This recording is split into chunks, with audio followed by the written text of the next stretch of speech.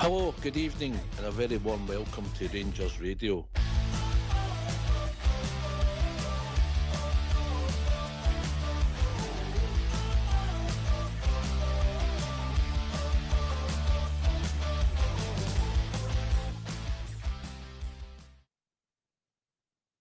Well, hello, good evening, welcome to Rangers Radio. Join myself, Foxchair, on the show this evening as the one and only Southside and my mucker Albert. How we doing, gentlemen? Superb, mate. How are you doing? Good, mate, good. Aye, good Ox, good to be on the night with Albert. I'll give Stephen and Wallace a shout out in the YouTube channel. They're like the local bouncers when we come on, they're always in first. So say hello to them and everybody else listening to other devices. Hello yourself, always in first, Southside. Aye, sometimes. How's Albert on this Fair Friday, Glasgow Fair Friday, mate? Changed days, eh? Oh, I forgot about that Govan Fair carry on. I wanted to get in and see that. But oh, aye, still going. I usually go to that as well. So, but I took time out to go to the night with you. Aye, that was a highlight for the Governites. Obviously, they've made a mistake and built that bridge across the river. That's another story. You know, how's Southside, mate? How you doing? Aye, good. Starting to look forward to Tuesday, if I'm honest. It's getting there slowly, but my anticipation's growing. Looking forward to it. Aye. It's a massive game so early, Albert, if you're honest, isn't it? Oh, aye. It's too early, mate. That's the problem. It's too early. It's they don't give you a fighting chance, do they? No, it's loaded against not just us. I don't think it's fair in any of the teams, if I'm honest. But that's you've just got to deal with the cards you've got, mate. Yeah. That's all you can do, mate. Just go on with it. It's just suck it up and go on with it. It's see what happens. We're not beat yet, so no, still got to play the game. No, we'll come to that, mate. Come to that. Some of the Rangers support, it's strange, but that's just my opinion. But we'll come in. Southside, I get your point. I'm starting to look forward to it. Starting to look at games on Tuesday. It's announced its own Premier Sports for people who want to watch it. So that's good. It's heading towards a sellout. The tickets are all right, you know. So, all good, mate. Just tough to see what team's going to be on the park. We've announced the European squad. So that gets the anticipation starting to rise. Southside. Aye, 100%. We're looking for some bodies to come in and strengthen the team and the squad. And we've certainly managed to get a few on board. And we've had a few sort of kickabout games, apart from Bruges at Ibrox. But this is the one that matters. It comes early in the season, we know that. It's the same all the time. But just hope that we're prepared enough. And I think probably the amount of work that they've been doing in double sessions, hopefully, we'll be ready come Tuesday night. And our Alton Ibrox and Tuesday night carries you a long way, Ox. Aye, yeah. Right, Big, you've got the European squad, which we'll touch on the new players, you know, that have come in and they're in the squad, you know. So we'll go through the squad if you don't mind, Albert, because you're one man for lists. Got lists, by the way. Right, everybody listening, you better strap your ears into your chair because this is going to get rough. Anyway, here we go. Goalkeepers. Are we talking about the pronunciations here? Oh, absolutely, absolutely. Good luck, or mate. non-pronunciation. Good luck. Anyway, Southside said to me before we come on, make sure you get Albert to read that out. Good luck. Carry on. Right. Goalkeepers. Butland, Kelly, Wright. They're like passing defenders on to Southside, aren't they? To read the defender.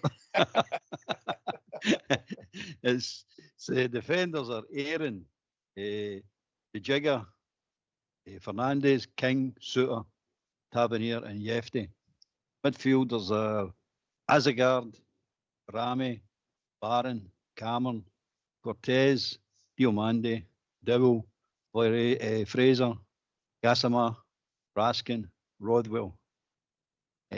Forwards are Dessers, Gentles, and Igaman and Daniil.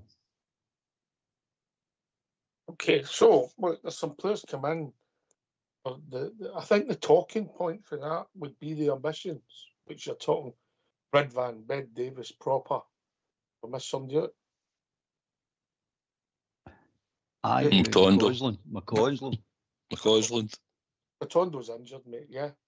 McCausland, Rice. Permanently, innit? Permanently. Aye. Pardon, who else do you see there, Albert? McCausland, Rice. They're in the Rice and Tom Curtis are in the standby, the young players. I don't know about the terminology for it, but they're still included in that. But it looks as if the people are departing the club if there's a deal struck. Yeah.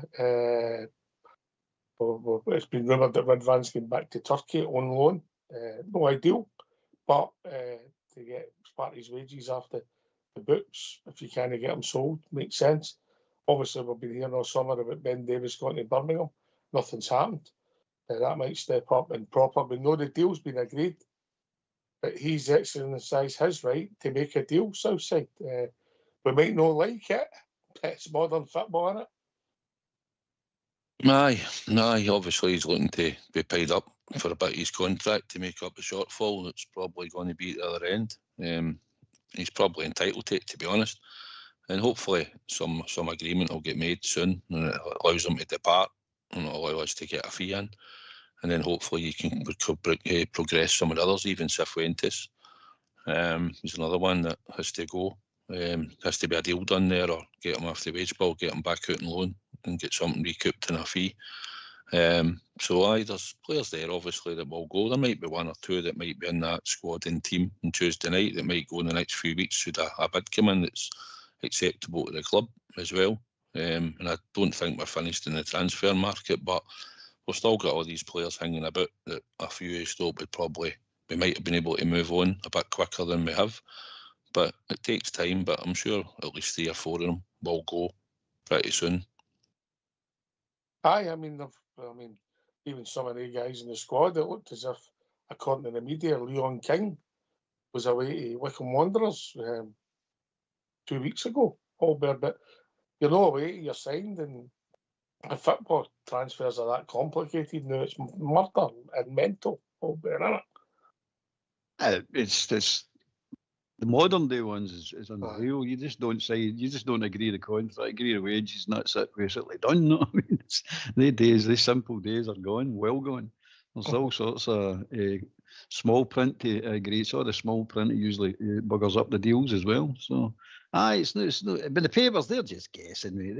They're just throwing names out to see what sticks. I mean, they never get held up or put their hands up when the window shuts to say, right, here's all the ones we got wrong. Here's all the speculation we threw out there, and it was all just crap. You know what I mean? So it's you take it with a pinch of salt. I like the way Rangers are doing their business anyway, mate. They're keeping it quiet. Bang, usually a day, 2 days before the signing. I know there's one or two that it's been rumbling on a while, but again, it's speculation. It's just they do it right now. It's the right way to do it. Just keep it quiet. When you get the business done, just announce it and that's it done. Save you hanging about with that Sky crap. You know what I mean? No. I get it, mate. So we brought in 7 players, Southside. And if I'm honest, I'll give you my take on it. Yeah. I don't know a lot about them.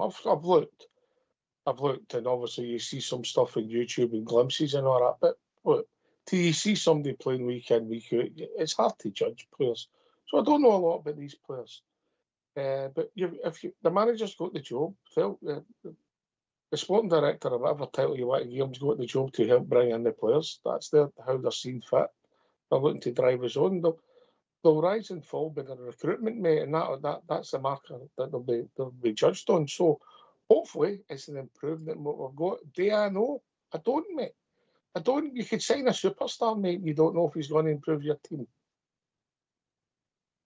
No, but I just hope he's both players with the right mental attitude that will cope with the demands and cope with the pressure, and they'll grow into it. But if you've got that steely mental attitude for the off as being a football player, I don't know them more personally, so I've got no idea. But I'd like to think that there'll be a few in there. Russell Martin at the helm, driving standards, and the rest of the players following suit and working to the system that he's in the type of football that he's going to play. And if these are the players that he thinks short term, might be 1 or 2 might just be in short term, just to make that improvement, and then we'll try and do an upgrade again. further down the road, and I'm sure there's players there that we maybe like to get, but maybe at the moment we can't. But no, I'm looking forward to seeing them working as a team and a unit. And I think I've heard a couple of their names, obviously, down in England, and you see highlights of games and stuff, but until they're playing at Ibrox and they play under the lights there and the pressure and in this system, and hopefully the most of them will kick on straight away. That's what we're looking for. We need that they need to kick on for the first minute this game comes up. But going ahead, as the season progresses, I'm excited about a few of the players that he's signed, and I'm hoping that they'll come in and they'll do a good job, and it'll bring the fruits back to the club, mate, and we'll get success. One thing that has pleased me, Albert, see the positions that we're trying to fill. It's been the constant threads that people have been banging about. Now, whether the personnel are going to be the right people, only time will tell. But the actual people that try to get the door and the positions that try to get people in the door for are the ones where we've been shown up to be weak. Absolutely, mate. We have been, I mean, we're not just saying this, but we have been banging on about centre halves, goalkeepers, centre halves, centre midfields, right through the spine of the team, and that's what they're trying to do. The fullbacks, Tab and all that are getting older.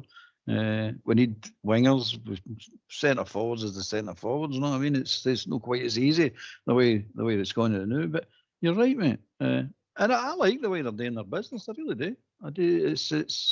Is these players going to be any good? I don't know. You don't know. You said at the beginning of the show, Naney is no. But one thing I'm not prepared to do is give them a chance. I'm not writing anybody off, and that's including the manager. I'm not writing anybody off till they get their chance. I want to see what they're all about. And so far, for the manager's point of view, he's actually identified. He said he's watched the games for last season, and if he has, he's jumped on it right away. That must have been great fun, eh? Oh, and that'd been smashing watching that. It was tragic. We were watching that a game at a time. He must have been binging. Come here, Lucy. Come on, we'll sit and watch this. Oh. How was that outside? I must have had the hankies watching some of the games. The only thing I think we need to get back to doing is try to replace a good right-sided winger again. I think we need to get back to that. We might have an eye on a player or two, I believe. It's been rumoured to fill that position because Tierney last season did a good job. Let's not be kidded. His numbers were good, mate. His numbers were good, and he had some good games and scored a few goals and assists. And he's been the most productive player there since probably Daniel Koundé going back to then. There's nobody really took that right-hand side, so I think that'll be a position going forward that I think he knows he's going to solve as well. And I like the look of the Israeli boy we were linked to. And I know it's went a bit quiet, but I thought he might have been a good addition to the squad as well in the striking area.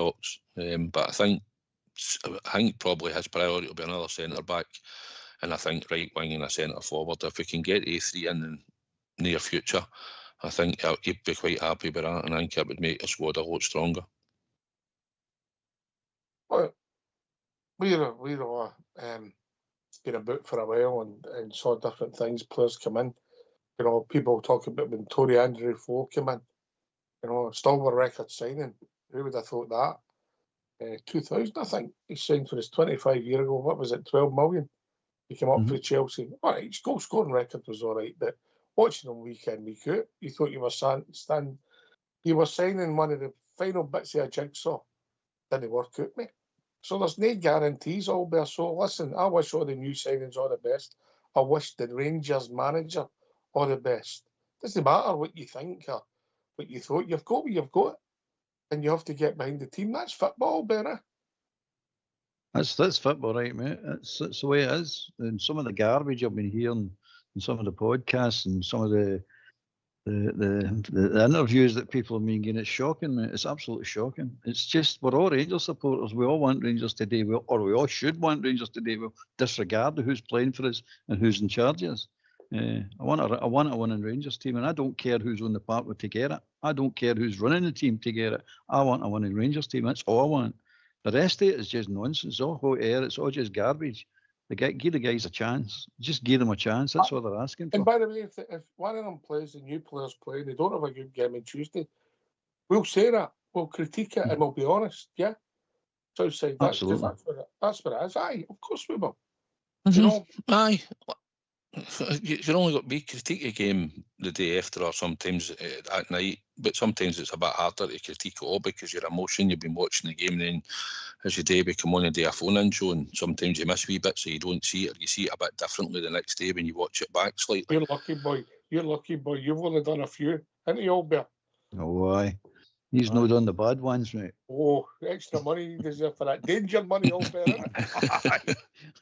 Medals, I want medals. I've seen his hat that he's got sitting there when he puts it on at night. Aye, listen, we're hoping that the boys that come in and play on Tuesday night go off to a flyer, and if it's Rothwell is one of them that comes into the midfield, then aye, you hope that he comes in, makes a difference. Giga at the back, you hope if he comes in, he's going to start and he plays well. It's like there'll be the two new signings. There might be another one, might make it. I don't know yet. I'm going to put you on the spot then. You've looked at that squad, you've looked at the team.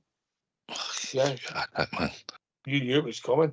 And if you didn't know it was coming, you deserved to be. They expect you back quick with it. No. Oh, you seen I'm being premature again? Well, it's not the first time you have been that, is it? No. Premature communication now. Right. Well, you like to ask me to try and pick a team? Oh, we'll do it together then. We'll do it together. All right. We'll help him out, Albert, before we open the phone lines. All right. All right. Well, obviously Jack's going to play. I think. No, we'll start for the forwards and work our way back. Oh, you like to do that? I do. All right. Okay. Danilo will start. I think. There you go, Danilo. Yeah. So you're going with Butler and then goal. Aye. I think you'll get an odd. I think. Aye. Albert, I don't want your opinion on whether you think Butland should be in goal, but do you agree with that? He will be playing. Oh, aye, he will be playing. No doubt about it. We'll touch on the rest later. That might be a whole show on its own if we start on that. Right, so I don't disagree with you. I think he'll start. Right, so the two fullbacks, because when you look at that, the squad, there's potentially, 4 players there that can play fullback. You've got Aarons, Jeffy, Tav and the boy Fraser. Right? That's the way I'm reading it. Maybe even Leon King at a push, yeah? But that's the squad, yeah. Yeah, do you agree with that? Who did you say? You've got 4. Aye, 4 across the back. Aye, 4 aye, fullbacks on the squad, yeah? All right, aye. So you've got Jeffy, you've got Tav, you've got Aarons, and you've got Robbie Fraser. Is that correct? Aarons. It's Aarons, by the way. Aarons, sorry. Aarons. All right, double A. Sorry, Albert. Sorry. Expect half a Fox, not for you. Right. It's him that's been whispering in my ear. Tell him he's wrong. I like that. I like whispering in people's ears. Right. Albert, your 2 fullbacks. Oh, it'll be Tav and Aarons. That's the fact. That's just a fact. Again, I'm not giving my opinion. I'm just saying that's what they will be. South side.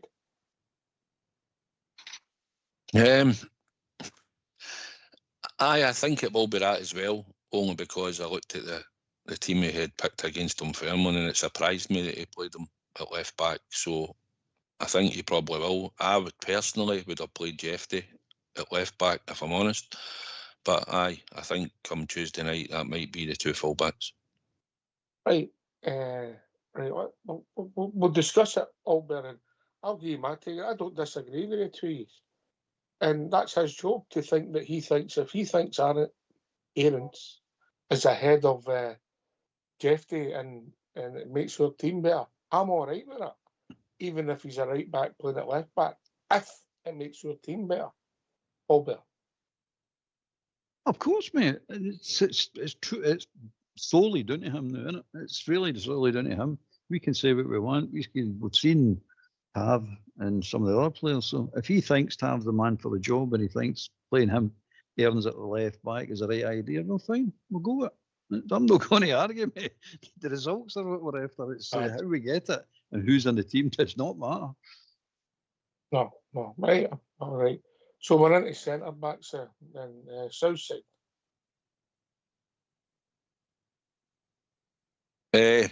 Suter and Leon King.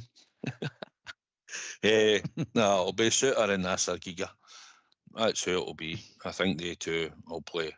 I would imagine Suter watching the clips that you've seen him and partaking in game time now, I think you'd think that he's probably going to play on Tuesday. So I think they two would be the two centre backs. Looks for that for me also. Albert. Aye, absolutely, mate. 100%. All right, so that's for 4. So what do you think he's going to play? This the 4-3 or the 4-2-3-1? That's his sort of the way it's been looking. All right, your permutation, but that's how you're set up. Or is it a 4-1-4-1? So said, what are you thinking?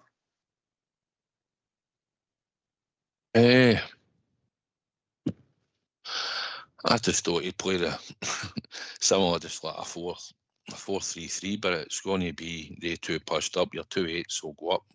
By left and right side of midfield, will probably push up. So the way we expect them, but so I don't think it'll be a 4-1-4-1. And I'll make it easy for saying. you then. I'll make it easy for you. We'll forget about the shape. We'll just go for the personnel. Who's your 3 midfield players then? I think it'll be Raskin, Diamande and Rothwell. You've been looking at my notes? Can't you see for here? Right. But it's looking that way. It's probably the strongest 3. I think that, I mean, Raskin's coming after what he done last season, so he's not looked too clever in that Bruges game I watched him, but it's what they're doing in training and how they're setting it up, and I think it's got to be Raskin, Diamande and Joe Rothwell I think is going to play as well. Whether he plays further forward and Raskin sitting a bit deeper, I don't know, but I think the A3, I think, will get the shout. Not a way about for me, but there you go. Albert? Aye, I concur. They 3, definitely, mate. What way they set up, who plays what position, I'm not quite sure, but they definitely be they 3. Mm-hmm. Aye. Just to let you know, Southside once failed his home economics by copying. There you go. I thought it was because I burnt the apples. Well, you were copying somebody else in your class, weren't you? It's because you carry iron. He was off that day. He missed that. Right, so I did. We've got the midfielders, and we all agree, which is unusual. Apart from AK kind of give his tips, but that's another story. But maybe I'll do that later on. Right, so we'll go to forwards, and that's going to be interesting because obviously there's others named. Maybe the only one we've seen this season is Danilo. So, Albert, give us your thoughts on who will be playing in the forwards. If Asegard's fit, he'll be playing Danilo and Dow. Right, so where are you playing Asegard? On the left. Dow on the right? Yeah. Okay. I mean, I was talking to Fox the other day, and he was saying that, sometimes the players are at a club kick on, and when a new manager comes in, you get surprises. And I wish Kieran Dow all the best. Hope it works out for him. What I've seen and what we've seen in the past, I don't think so. But stranger things have happened, and Fox pointed out Stuart Monroe when Souness came in, Southside. I said before, players will start this game, they'll not necessarily play the next couple. It could happen, they could be shipped out the door. We're relying on, it's when you say Kieran Dowell, I was listening to Albert mention, I think he should really be out the door. But for some reason, he's involved him in a lot of game time, hasn't he? And it looks like he's probably going to find himself with a starting jersey on Tuesday night. I think Danilo, he'll be the striker. As a guard, I believe I think you'd have found a place in the team. I think on the left, Bijrami does quite well on the left, but I think you might start Cortez. His fitness levels are there. He's been, although he wasn't involved in the last game there. But as a guard taking the injury, then I think it's a toss-up between Bijrami and Mahid or Cortez starting on the left. Okay, all right. Listen, now we've given our team all debate it. I think it's only right to get the phone lines open. So we'll get the jingle, and we'll any callers, we'll get them right in to join us here in Rangers Radio. All right, we used to, gentlemen. Love it. Yep. Yeah, and I'll take any donations that anybody wants to use to make up the money I lost with AK's tip. Take it away, old school boy. Why don't you give us a call on 0141 356 1972? It's your show, it's your platform. Let's hear from you.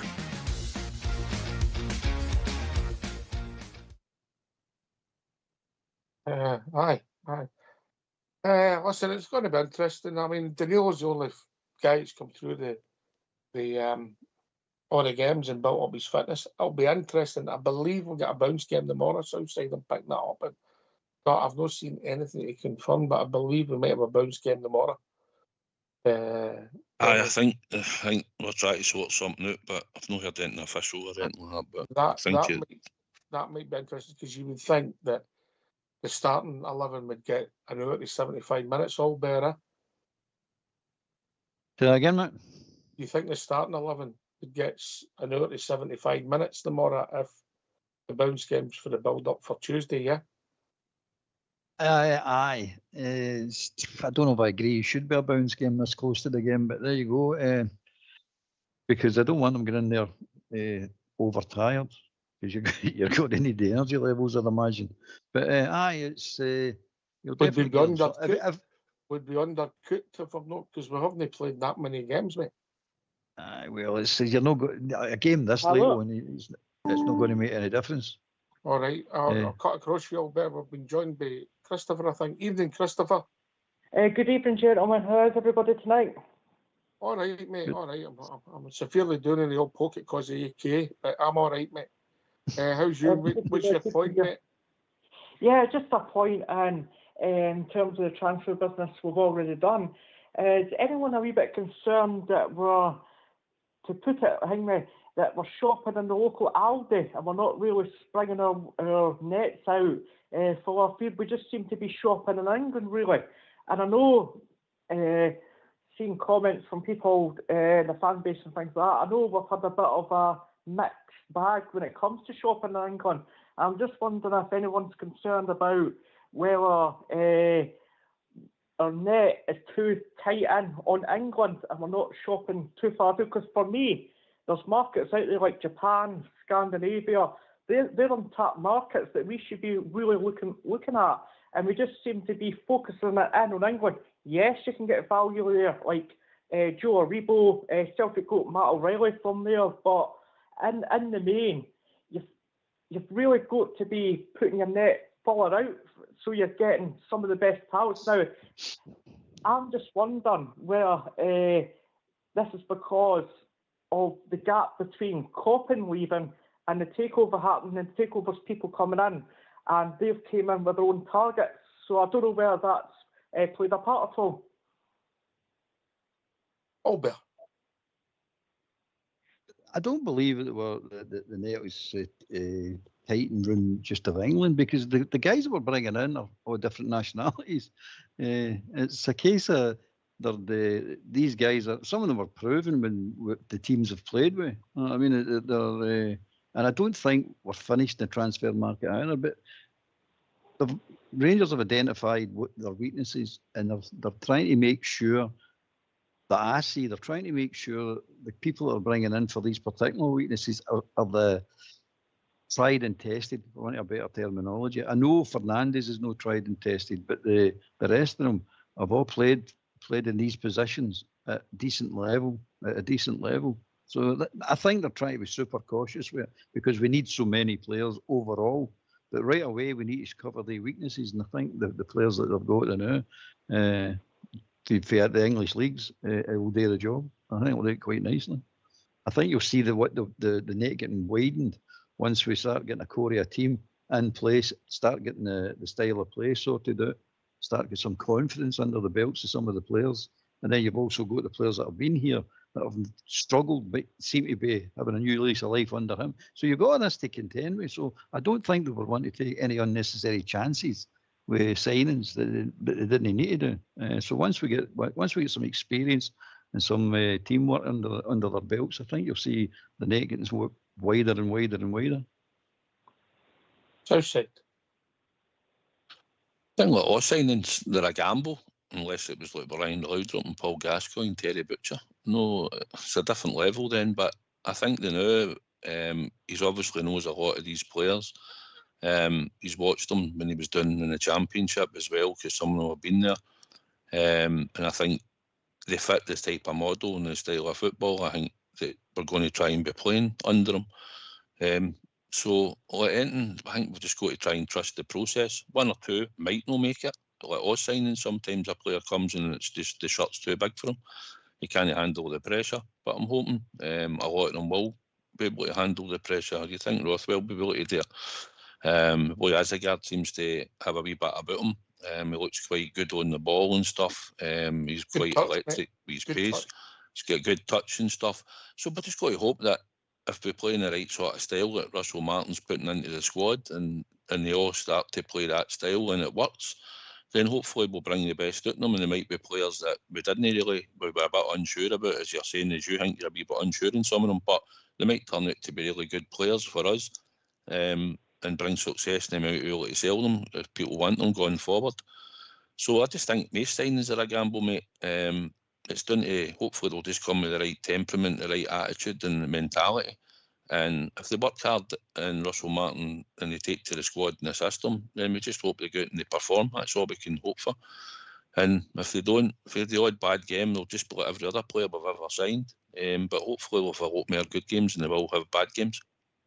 I mean, the only player I know that we've signed is Lyle Cameron, and if I'm honest, Chris, you know, the rest of them I've not watched, I've not seen live. Obviously, Rodwell, we've seen him on the TV with the teams he's played with. If you're playing in the Championship, you're also on the TV. But I don't particularly watch that much of that level of football. I'm more a guy who spends his time talking about and looking at our club and what we can do. But I get it that some people are underwhelmed by the manager. They're entitled to that opinion. It's only an opinion. So they don't fancy some of the players.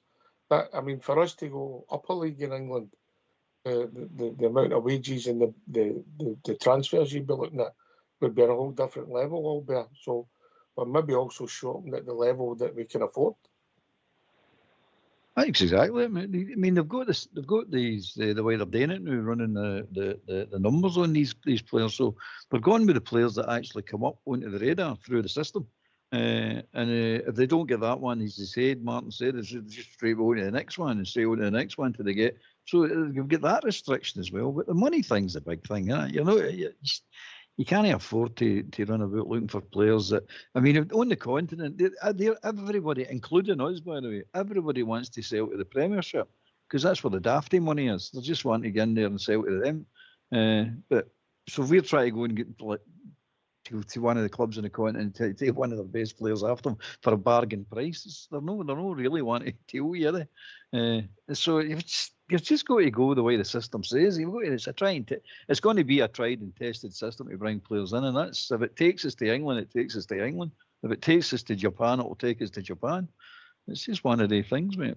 I'm not overly concerned. What about yourself, Christopher? Are you concerned about it? I'm concerned in the degree that we've been burned in this market a few times. What I would say is, I think if you go back to Walter Smith's second term, what Walter Smith had was a good nucleus. I've probably butchered that word, but anyway, he had a good nucleus of Scottish players, but also he blended them in with good foreign acquisitions. And that was his team. Now, football's changed from Walter Smith's second term, I do get that. But also look at, I think it's very important to look at your peer and peer. Now, you look at across the city, regardless of people's thoughts about, they've got that player trading model nailed down to a T. They're bringing people in from Scandinavia, Japan, then they're flipping them for decent money. That's something we've not been very good at in the past. Yes, we've had Battery, we've had Parson, we've had a Rebo to a degree, but not at the extent that we should be getting. Now, they've just sold, what's his face, Nicholas Kuhn, and they've brought some guy in from Scandinavia for £2 million. Chances are, if that goes well, they're going to be flipping out this guy in a couple of years for 20 million quid. So it's just a wee bit one that this is a market. I think there's a lot of trepidation with this market, the English market, because we've been burned so many times. I'll put you on the spot then. So you're Russell Martin. You're trying to find 2 centre-halves in. Who do you go and sign? That's putting me on the spot here.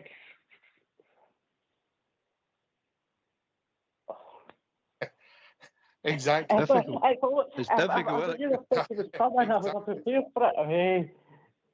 I would have prepared for it. It's difficult, mate, because obviously the guys you're talking about or the players you'd like to sign are different to the players that you can sign, Albert. That's true, mate. It's you don't always get what you want, by the way. And Christopher, I wouldn't have had that mob across the city up as any model. I mean, they've got more secrets than anything, and I'd rather have our history and their history any day of the week. So I don't listen to them and I don't look at them. They're the dodgy dealings in more than one way. But as far as we're concerned, the model, we had that model before 2012, mate. We were doing trading like that. They never invented this. The model's there for everybody to see.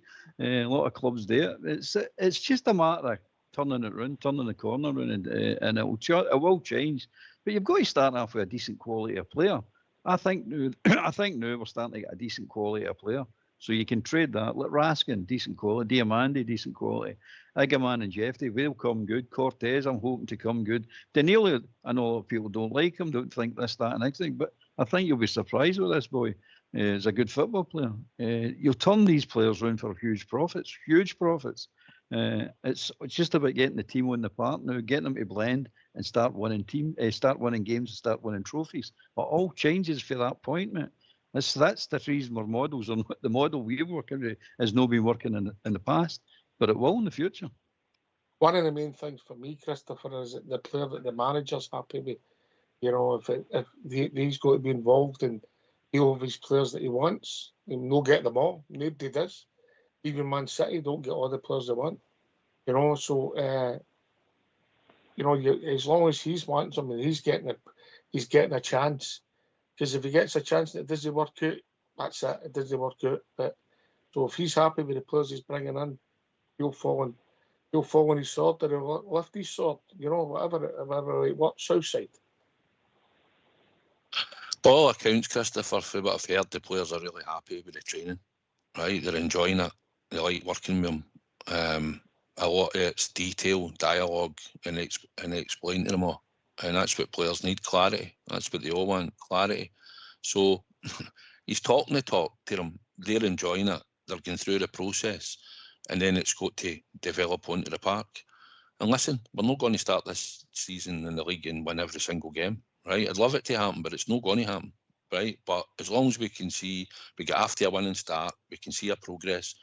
And when we have a wee down thing that happens if we get beat or a draw in one of these league games, then as long as we can get back out the following week and we get back to winning ways, and it's just been one of the days at the office, then so be it. But I've got a good feeling. I think the players were well instructed in what they need to do on the park.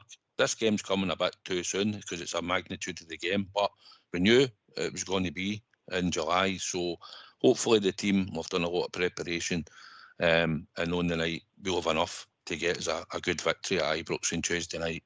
And if we can do that and the crowd carries us and it'll be a good night wise with the support there, then that's all we can hope for. We just need hope Tuesday night we get a win. If it's 1-0, 2-0, 3-0, it makes no difference as long as it's a win, Christopher. And then we can just take our chances when we go out there. Momentum, mate. Big thing. Mm-hmm. Get a bit of momentum, you know. Christopher, in you come, mate. Yeah, for me, just at the moment, for me, it's just about the results. Get the results. The performances are going to come later. Just get the results by all costs and just get the result, get the wins.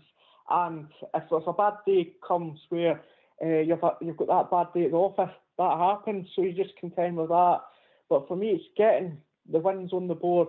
And what that does is, by putting the wins on the board, that then buys in the trust of the fans, because when you start winning games, the mood lifts, and that starts the fans start trusting the process.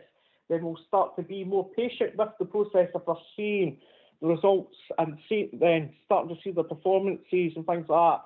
You can then start to get on board with it. The only issue arises if we don't win and there's no substance and there's nothing really to see, a structure and things like that. I think that's when the problems will arise. But I think we'll see. You don't win, mate. If you don't win football matches, it only ends one way, mate. Yeah, absolutely. However, there's also the term where you may not win, but the performance might be there, which suggests that if once something sparks, that it might come good, if you know what I mean, Right. No. Listen, you can play well and no win, you'll still get criticised. You can play poor and win, you get away with murder, mate. It's all about winning. It's all about winning. And any manager at Rangers, if he's not winning, he's under pressure. And that's exactly how it's going to be. We'll come right back to you, Christopher. We've been joined by our Jim. Evening, James. How are we doing, guys? All right? Good to be back. Yes, mate. Yes, well, that's us building up pre-season. You know what that's like, mate. You know what that's like pre-season. Aye. How's everybody summer holidays? He's all have a good time, marching season and all the rest of it? Oh, definitely, mate. Definitely. I'm still marching. Yeah. Aye. Yes, it's been eventful, mate. It's been eventful. How are you, mate? And what are you thinking what's happening at the club?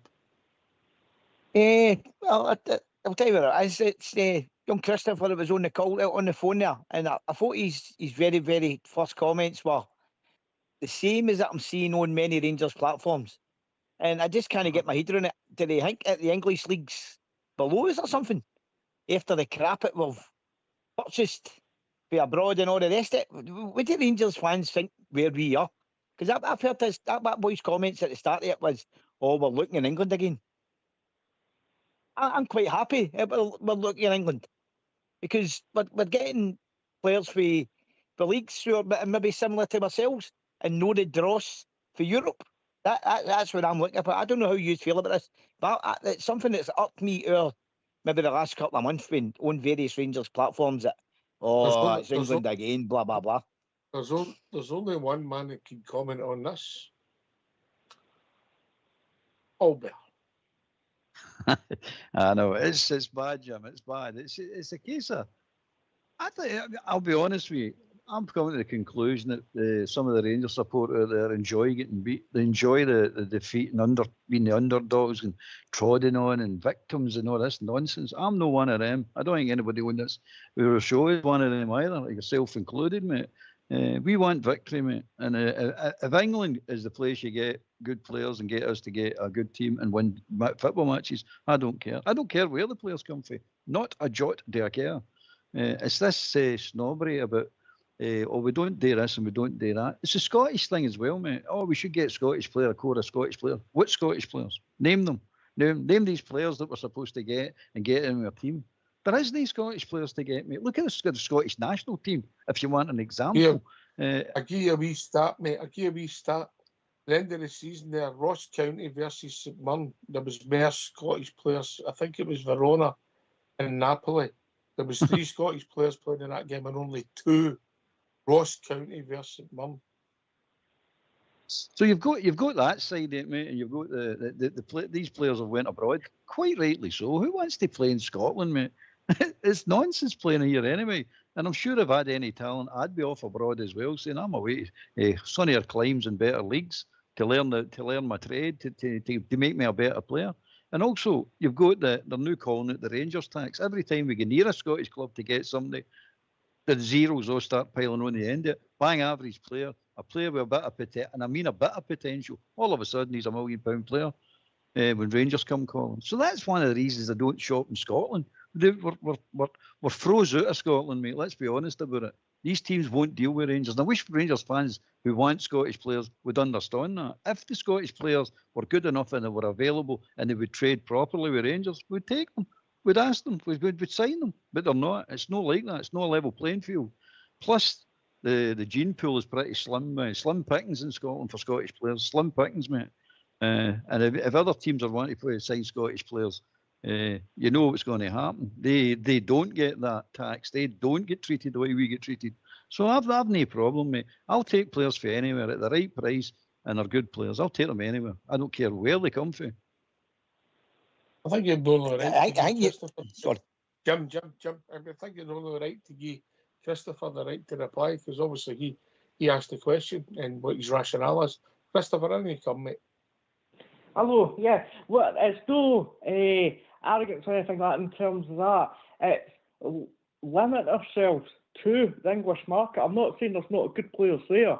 There is good players there. What I'm saying is it wise to be limiting yourself to the English market as a whole rather than looking all over the shop? Now, if, for instance, if we were to take that on and say, now we've signed a lot of good players we've signed some good players from the English market, we've signed some players from all different markets, but just it feels like we're just limiting, zeroing in on this English market. And for us, is that something we should do? We should have scouting practically worldwide to be able to pick up some of these gems that are going around, picking up players that could come in, maybe do a job for us for 2 or 3 years, then sell them on at a profit. Now, I'm not saying any of these guys can't come in and do that. What I'm saying is we should not just be limiting ourselves to the English market, because what we'll do is we'll find ourselves in a lot of trouble if we start going down the list of players. We need to have a comprehensive list of players, making sure we're doing the scouting right. And I think that's so important, to make sure the scouting is right, make sure we're doing all the due diligence, making sure the player is 100% spot on, can come in and do a job for us regardless of what league they play in. I would take a player, for example, if it was the right player. I would take a player tomorrow from the Finnish league if it was the right player. So it's not about snobbery or anything like that towards the English league. What you're saying is, if you're sitting there, we need a centre half. So would we agree that we need a centre half? Would that be fair? We all agree on that, yeah? Yes. Yeah. Would that be fair, Jim? Would you agree with that? 100%, aye. Right, so we need a centre half. So, Christopher, I don't want to be in your argument. So, maybe be a good idea to look in the continent, maybe look at Holland, maybe look at somebody with experience, maybe look at somebody that captains a club and there's not going to cost you too much money. There's no guarantees. Southside, Robin Proper.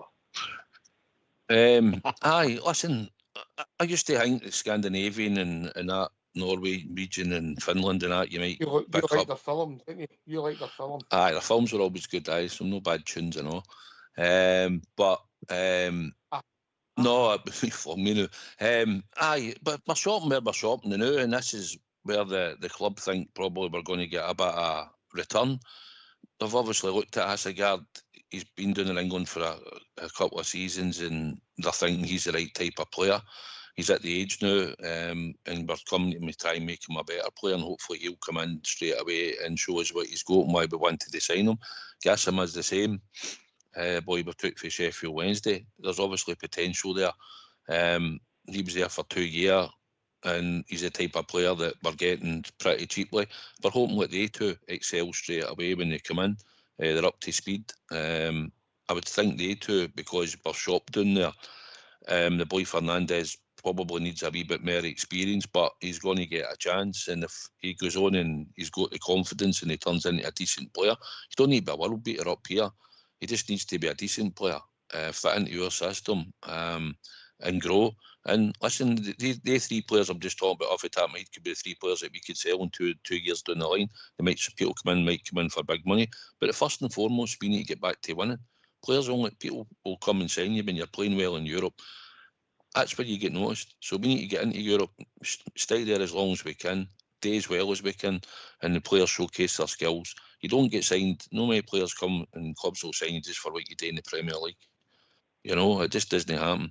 But we need to get back to winning the Premier League. We need to get back to winning cups in Scotland. We need to start being successful. Got to give the manager a chance. To shoot your argument, mate, they've flipped players for a lot of money who hardly won a game in Europe. Aye. Players want to go and come and see their players and pay the money they're paid for them. That's it. People will come for us. We went to a European final. Many clubs came, many teams came in to look at our players after we got to the European final. Bassi Aribo. We've done, as Christopher says, we've done well with the scouting. We've managed to get Igdaman. It looks like if he stays and he performs, we've seen that he's capable. He's got good skill levels and all that. Probably down to him to find a place in the team going forward. And if we sell him for decent money, then scouting system's done no bad. We went and bought a player for 1.7 million and possibly flip him for 15 with add-ons. So it'll be what it'll be, Christopher. I just think we've got to try and be positive. Give him a chance. He's bought these type of players and brought them in for a reason. And hopefully going forward, they'll play in their right positions. Whereas the Aaron's, whatever you want to call him, I'd rather think in time he should be a right back. You know, that's what we brought him in for. But maybe for Tuesday, Russell Martin might think, as we're thinking, he might have to play left back as a one-half for a couple of games. I don't know, but we'll see going forward. Everything's on the manager. His team selection on Tuesday has to be right, and he'll pick it, and we'll need to support it, mate. And you come, Christopher, then we'll go back to Jim. Yeah, absolutely good to support what the manager's saying. I'm not advocating for just players to get parachuted in on the back of the manager. The manager should definitely have the final say. But in regard to the lack of Scottish tat, I would probably take issue with that in terms of we've had players in Scotland over the years that we've turned our noses up at, like Aaron Hickey, Lewis Ferguson. Now it'll probably be Lennon Miller will join that list as well. Calvin Ramsey. Don't forget Oxchair.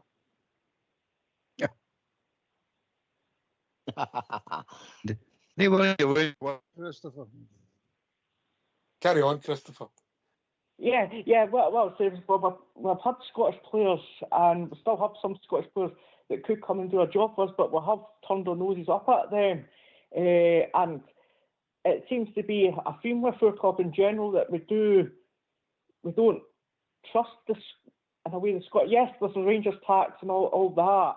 There is that added tax on top of what normal clubs would have to pay for them rather than maybe Rangers would. But investing in the local market is something we've not really been the best at. I mean, there has been players there.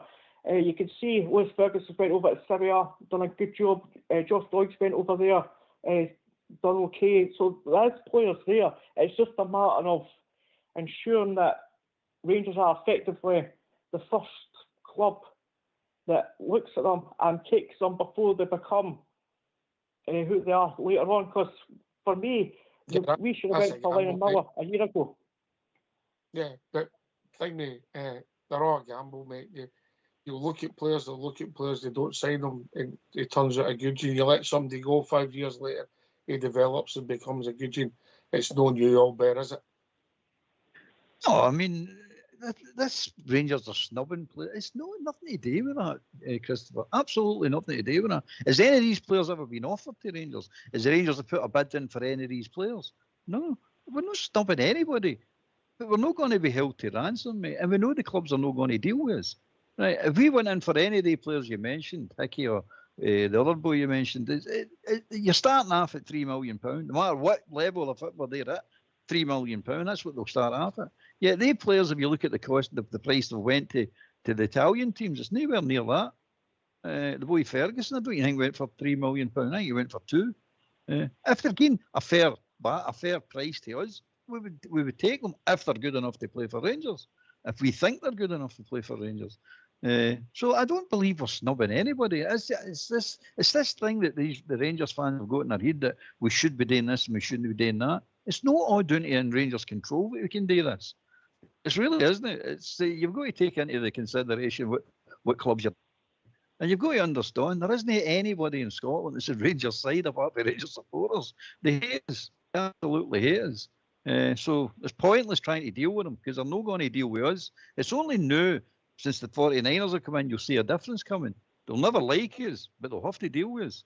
And that's what I'm looking. One of the aspects of the new owners coming in that I'm looking for. Aye. I'm looking forward to.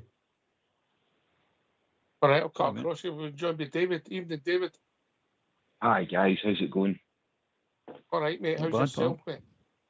Yeah, good. Like I need to do it. If I don't do it, it'll annoy me. Long time listener, first time caller. Brilliant, brilliant, mate. Sorry, couldn't help myself. Look, so here's my point, guys. Like, just in terms of Russell Martin, I don't think Russell Martin has got the perspective of Scottish football from a manager. And I say that in the sense that he's coming up here and expecting to play through clubs. Again, this mentality that every manager comes here thinking that the excessive wage budget, the better quality of player is going to be able to break down 10-men defensive teams. And I genuinely just don't see it happening. I think he wants to play too much passive football, side-to-side passes. The signings that he's made, in my opinion, are low quality. They're bargain basement. I disagree with what one of the panellists is saying in terms of the quality of Scottish players. Again, Lewis Ferguson, I would pay $5 million for him because look at what you would get in terms of return. You'll not get him for $5 million. You'll not get him. No, but I mean when he was at Aberdeen. Like, you've got other players within the league that are of a quality that's good enough to compete at Rangers. Like, with the greatest deal of respect to the puddle drinkers across the city, if they can sign players for £1 million from the Scottish League and make them successful, then why can't we do the same thing? Like, when we were successful in the 9 in a row team, there was a backbone of Scottish talent, like Scottish solid players from former Brown right through to the likes of Gordon Jury, Billy Dodds. That's what we're missing in our team at the present moment, and that's my genuine opinion. I don't think Billy Dodds played in the 9 in a row team. Just after that point. Just after that point. But you get the drift. You've also got to remember that I think it was 91 that the 3 foreigners rule came in for Europe, yeah? And you didn't have some of the legislation. You had the work legislation you had for people moving about and working in different countries that you've got now. Things were slightly different. But and also, if I'm honest, I think Scottish players and Scottish football was in a better place, if I'm honest. But listen, some great points, mate, some great points. I'll let Southside come in quickly. Then we'll have a tune, we'll come back to it because you've made some good points, David. Southside. Perfect. Aye, listen, I think we've spoken here before, and we've said about Josh Doig was there, the boy Hickey was there, Lewis Ferguson was there, and now Lennon Miller is the one that's there. And I've watched Lennon Miller a few times, but only against Rangers. I've listened to a lot of ex-players and players talk about him, and they all say he's a wonderful player and he's this and that and he's good at this and that. So, are you saying we should maybe look at him? We should have maybe went in and buy him?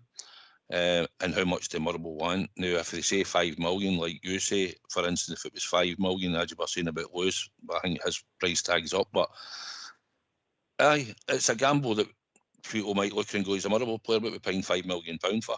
I don't know whether he'd be good enough for our team the way we're going forward or no. I really don't. In the games that I've watched him, he hasn't really shown up in the games against us.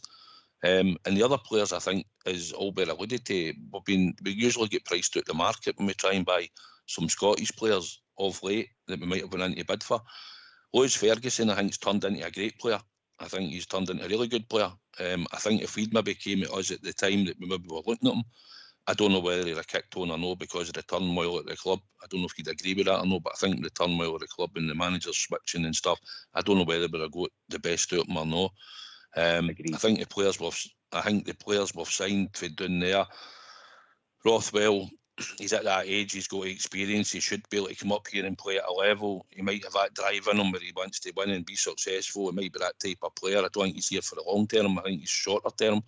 And the other, Assegard is the boy we bought, supposedly have loads of potential, and we're trying to bring that out. We might need pace on the winger. He thinks he's going to be creative enough. I think all signs are a gamble, mate. We've took Lyle Cameron in out the Scottish scene. Nobody ever really gives him a mention. Don't even think he'll get a game. A lot of people. He might surprise you, but if he gets a chance and he comes in, it might just work for him in a system. Where people think that Rami will be in there, so we're looking to see what type of formation he's going to play. I agree with what you're saying.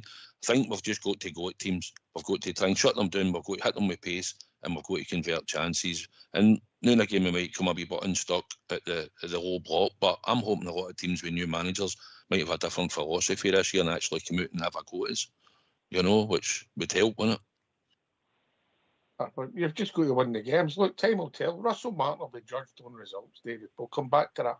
He'll be judged purely on results, yeah? You win or lose. That'll be that's your aim. You don't win football matches. Any big club, you're in trouble. And we're one of the biggest. Right, gentlemen, get yourself on mute. because we're going to have the first tune in the pre-season. And it better be a belter, because Fox has been picking this for weeks.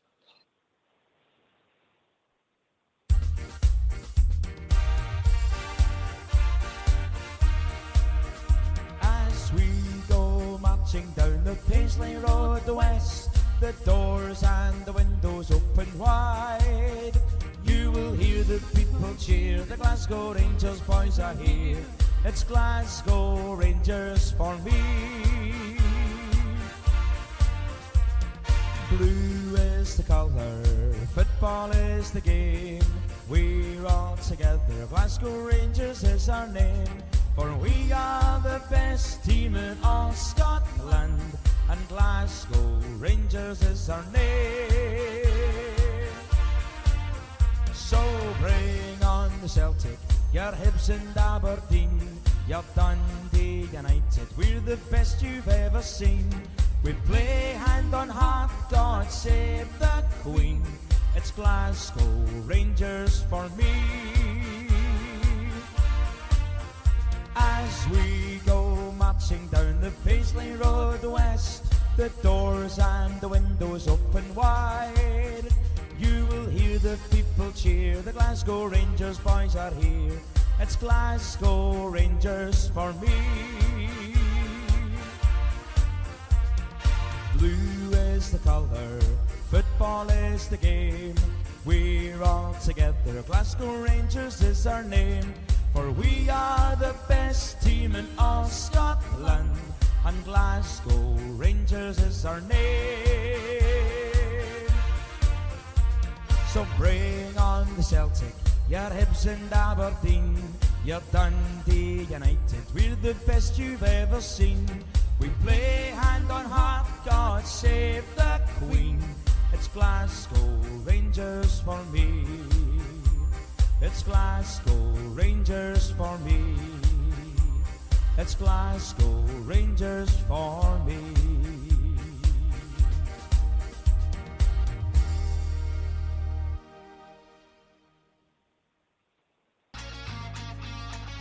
Why don't you give us a call on 0141 356 1972? It's your show, it's your platform. Let's hear from you.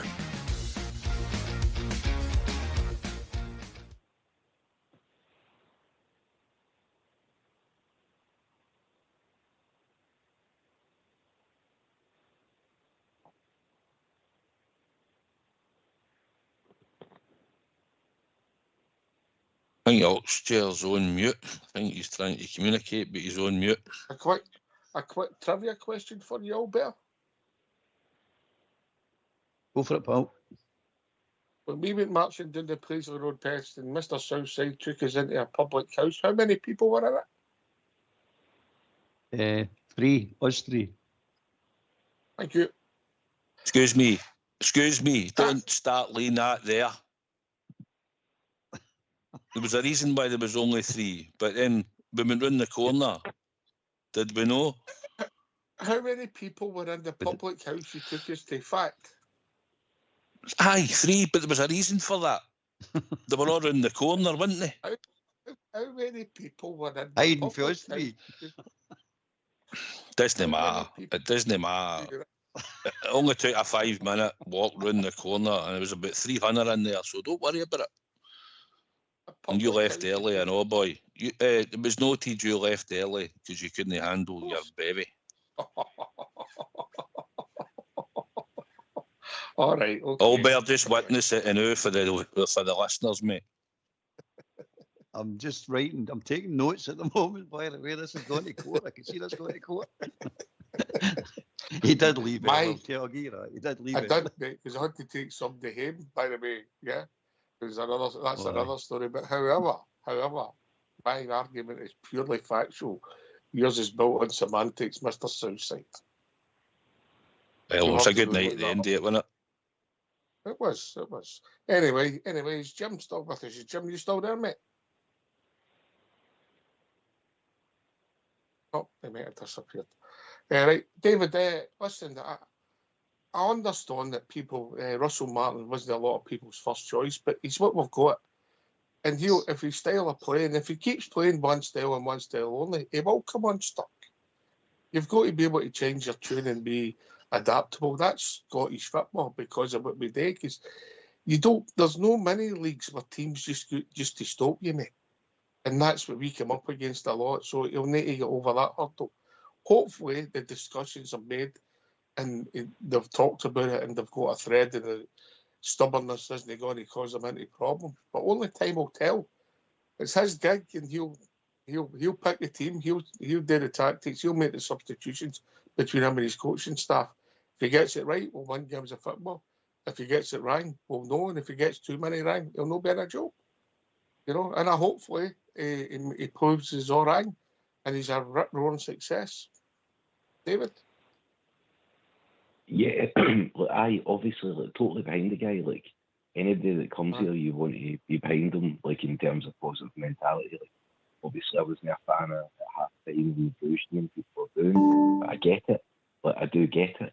But like what I will say is, like I think the style of football, like with what we do, we create more chances than most teams. And when you do create chances, you need to finish them. So like we've always said, like, all the fans have said, play with two strikers in the league when you're at home.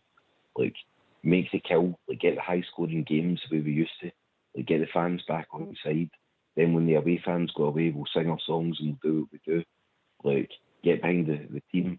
Like I don't think the Champions League's feasible. And if I do think if we go in, we might get reality checks the way we did the last time, like the Liverpool games, like blah blah blah. But like, I'm not opposed to it because the money is worth the humiliation short term, and it gets the red bull. It's quite sad that football over it.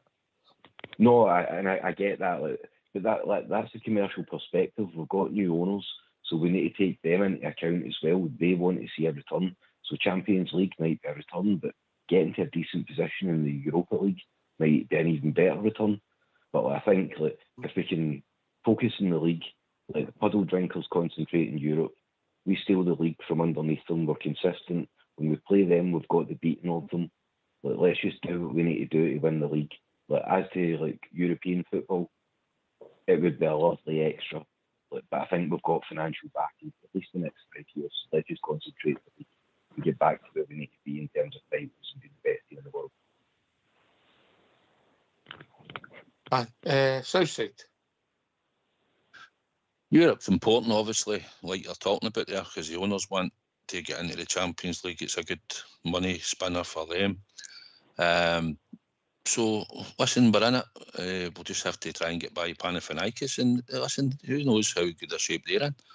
You know, we're just a wee bit cautious because we know that this is just a new team with a sort of new style and system he's going to implement. But we just need to go with it and hope on Tuesday night the support and the team turn up on the night and we maybe just hit their deficiencies that maybe they've got Panathinaikos. I don't enter any world beaters.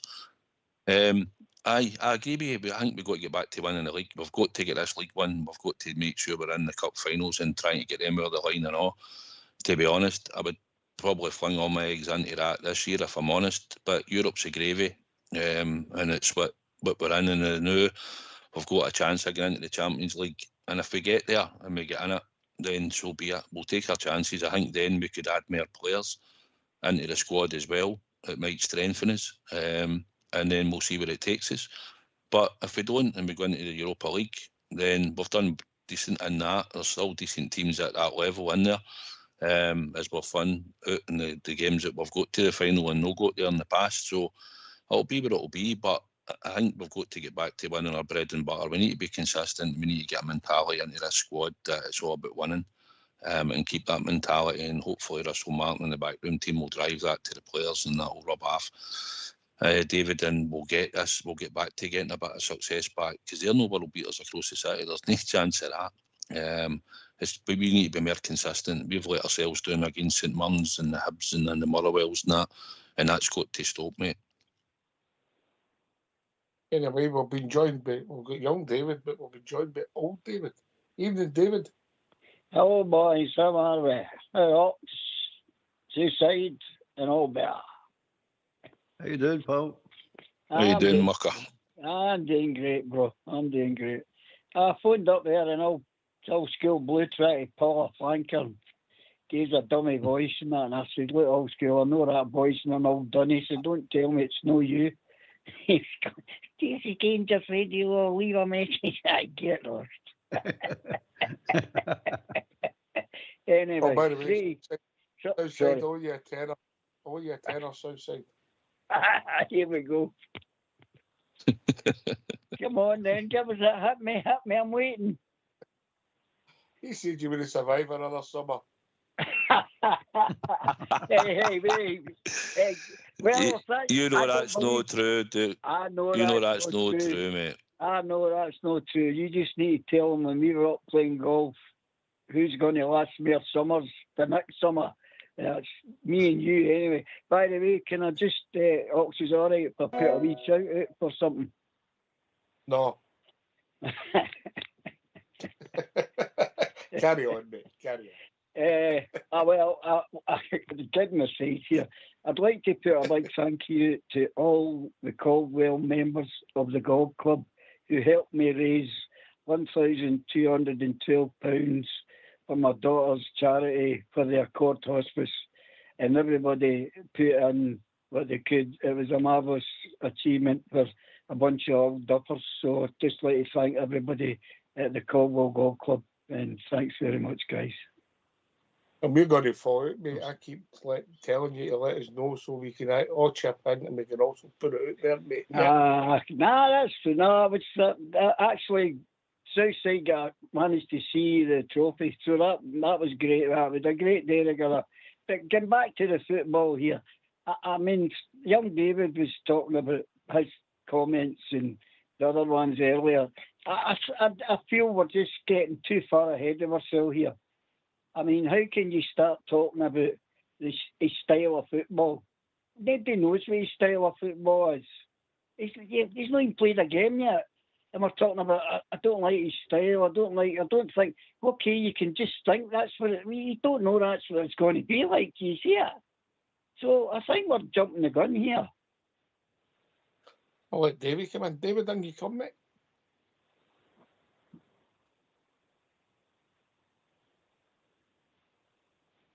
The way to get me Maltesers. Albert. I agree with old Davey.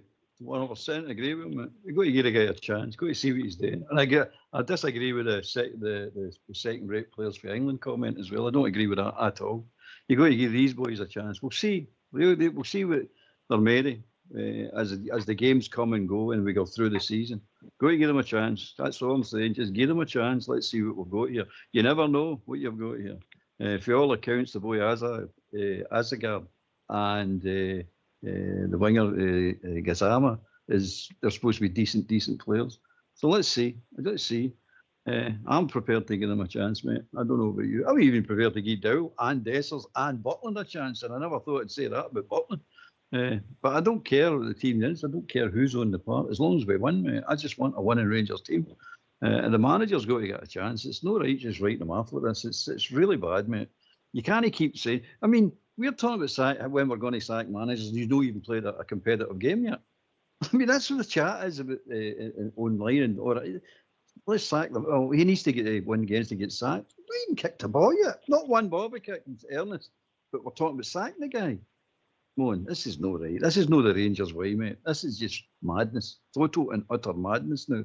Let's see what we've got before we start writing people off. And we'll critique game by game, mate. And it's only game by game. You're not writing players and we'll after critique the the manager if we think he's got it wrong, Albert, yeah? Exactly, mate. That's it. That's the fair way to do it. And let's see where we go. And as Southside said, they're no great world beaters over there. These people think they're getting away with it. And you've got to remember something else that nobody's taking into consideration. All the other teams in the league are strengthening as well. It's not just Rangers. All the other teams are strengthening as well. So I'm looking for a more competitive league. I'm looking for Rangers and that mob to get it a lot harder than they've been getting it in recent years. We've been getting it hard for the last decade, but they've been having a free ride, mate. They've not had any challenge from any team, not just Rangers, from any team has no gave them a challenge. Well, let's rectify this. Let's make this a competitive league. Let's see who wins the competitive league for a change. instead of a one-sided affair that basically they can take weeks off, months off, go holidays and come back and catch the league maybe mid-December and then just stroll to the title. It's nonsense, mate. Let's go on with this. And I'm not writing Rangers out. No chance of writing Rangers out. No, we're in it. We're in it to win it, mate. Yeah, you can never say we'll win it 100% because they'll be millionaires. But we're in it to win it. Davey? Aye, I'll be spot on. I've said that. That's just the Rangers way, the fans' way. It's just all due to the way things have been accumulating from season to season, disappointment after disappointment, and you just get into a rut and you say, "Oh, here we go again." But I don't see it this time. Could be wrong. I'm not even going to say I'm wrong because I can't criticise something I've not seen. And that's where I think we're jumping ahead of ourselves sometimes. But that's just, I think that's just the eagerness. Sorry, I just think that's the eagerness and what we want to do to get success. You're going to see things like that, but you've got to just step back a wee bit, guys. That's what happens when you're 76, you know. Oh, you were always having a go at me before you seen me. I thought you were better looking, actually, before I seen you. I had my moments. Folks. No anywhere. Yes, mate. I think is David and Christopher still there? Are they happy? We've got a British manager. I'm here. Christopher, I think David's strapped to it. Yeah. On you go, Christopher. Yeah, at the end of the day, Russell Martin, he's the manager. Get behind him, support the team. He may not be everybody's first choice, he may not be everybody's cup of tea, but get behind him. At the end of the day, they must see something in him. And to be fair, he got Southampton up first time asking. Leeds United, who had probably a better squad at that time, didn't get up that season, so he's got something about him. But one thing I will say is, if he can get his style of football and as quick as possible, as long as it's no pass just for the sake of pass, I think he'll come unstuck if that's the case. However, if the football is a bit faster, a bit more, not direct in terms of pinging, but direct in terms of attacking and things like that, I think he could make a success at this, but it's just get behind him, let's see what he does. Let's not sack him before he gets the first SPL game. Let's give him a chance and let's hope that he can do something. Because this, you've got to give every manager a chance. This second managers before they even have a competitive game, for me, is ridiculous. I don't think he was maybe the overwhelming favourite. I think that, and then people carry that on. Then you've got the social media thing. Listen, I get people maybe thinking we were shocking, but that's the reality where we are. The league above in England's just mental, Wilbur. I mean, there's no rhyme or reason down there. There's no sanity down there. It's one of the things that's killing football. Not just in Scotland, all over, isn't it? It's nuts. It's totally nuts. But I'm still thinking. I'm still thinking that what happens, by the way, if we get back into the transfer market and we sign more players go down south. What happens if we sign Cody? He's been big rumoured. Is he second rate or not? I don't get it, mate. I really don't get it. I'm trying to think of something to say, and I can't think of something to say. It's baffling me, mate. It's totally baffling me what's happening at the Listen, when we signed Kemar Ruth, there was a lot of criticism about his injuries. I'd seen Kemar Ruth play, and I thought he's a good enough footballer to play with us. But the people were right about his injuries. Ultimately, he wasn't a good signing. When he was on the park, he was a good player, but he wasn't a good signing, and that's the gamble, on South Side. So if you get more right and you get more wrong, you'll win more games, yeah. You'll not get everyone right, yeah? No, but we're just going to go and play with a style and a philosophy that he thinks and the staff think, and the players are buying into it. So once it starts to gel and it starts to work, there'll not be any issues. So this is what we're going to do, and hopefully when we come up against the games in the first league game against Motherwell, it'll be at Fir Park, then we'll get the business done that night in the half-5 kick-off. We'll come out and we'll win. and we'll have won before that, hopefully not Panathinaikos in between that. So at the end of the day, we've just got to trust in who's brought in, and the players need to go in the park and prove that the system that they're going to play is quick flowing football. They all get into space, we're cutting the ball back, we've got players arriving in the box, whatever it is it's going to be, but we've just got to wait till it kicks off. We'll not know until then. But Tuesday night, I expect the fans will go with a lot of expectation, as we should do on the Thursday. It's European night at Ibrox, and hopefully, like I say, crowd will be up for it, players will be up for it, and we'll get the right result. And then we'll just critique the game after it. Aye. My highlight of the pre-season is when you're seeing Lyle Cameron walk with the two centre-halves, Davey. But I mean, I can understand the conversation can drift into this. I can't grasp this comment about Barry buying bargain basement players. That league, we're getting players out of the Premiership League in England is miles ahead of any league we have in Scotland. And if you're playing in that league, you've got to play some football to get a good result. So they're getting a great learning process in a very hard league. And if they can't come out of that and come into our league, I think we're underrating them, very underrating them. Well, when some of the comments I've heard for Russell Martin, he said he's all bare his head. He wants to add physical. I think athleticism was the word he used. And that for me was he's saying we were too small a team and also too slow. It looks as if he's added pace and power to our team with the players he signed. Whether they're going to be successful with that pace and power, only time will tell. But one of the things we wondered about was that lack. The term used were bullied with us. So if he's seen that, he's maybe a better manager than some of the ones we've had in the past. He's identified it. He's going to play that standard of football with the right type of player and the right physicality, the right speed. If you're going to play a system, a type of football that you like, you've got to have the players to do it. And he's identified the players that he thinks can do it through their analytical carry on. But they've identified these players, so that's who we're going with. The other thing is, I've not heard one of these signings, not one of these signings, turn around thinking, saying that this is going to be easy, this is going to be an easy league. Not one. I mean, I've listened to Joey Barton coming up telling he's going to be the best player up here and crap like that. You know what I mean? But I've not heard any of these players say anything like that. They're all coming up here and they know what to expect. He's made sure they know what to expect. This ain't going to be easy. Don't think for a minute you're going to come up here and do your big Charlie impersonation going, I'll just be Billy Big Boys up here. It's not going to happen, mate. They know that's not going to happen. And I've never heard one of them even attempting to say something like that.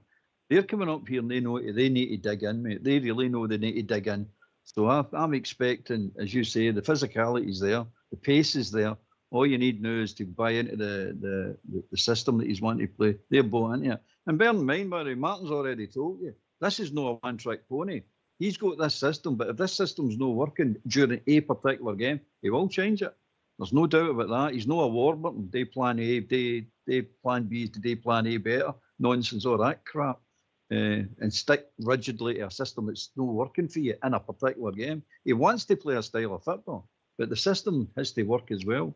And you have to manoeuvre yourself into a position that your system will help you. Or if it's not working, change it, move the positions, do something, but don't just sit there and expect this to work for you. And it's when it's not. So I'm quite confident he knows what he's talking about. Whether we can do it remains to be seen. As Davey said, as old Davey said, you've got to give him a chance to let's see what we've got here before you actually say anything. Nobody knows anything. Nobody knows anything about these. They know about the players. You've heard of some of the players, but you've never actually seen and analysed them playing. I don't know. I've not seen any of them play. I probably have and never noticed them. But as a team, brand new, it's not a brand new team, but it's half of a brand new team. But remember, this is the second part of a rebuild. This is not the start of the rebuild. This is the second part of the rebuild. Because it started under Clement, whether you like to say it or no. It started last summer. And this is the second part as far as I'm concerned. And you'll get the third and fourth parts at the new year and then next summer. So don't think for a minute this is finished. And it will just keep on building and building and building. Aye, but we're in it. You win it all, but Oh, definitely. We're no lying down. It's not a project we're in here. We're in it to win this league, mate. We're going for this league. Aye. We're in it to win it. Old Davy. Aye. Well, can I just ask you, at what stage of the season is Panathinaikos at? I don't believe they played the competitive game yet neither, mate.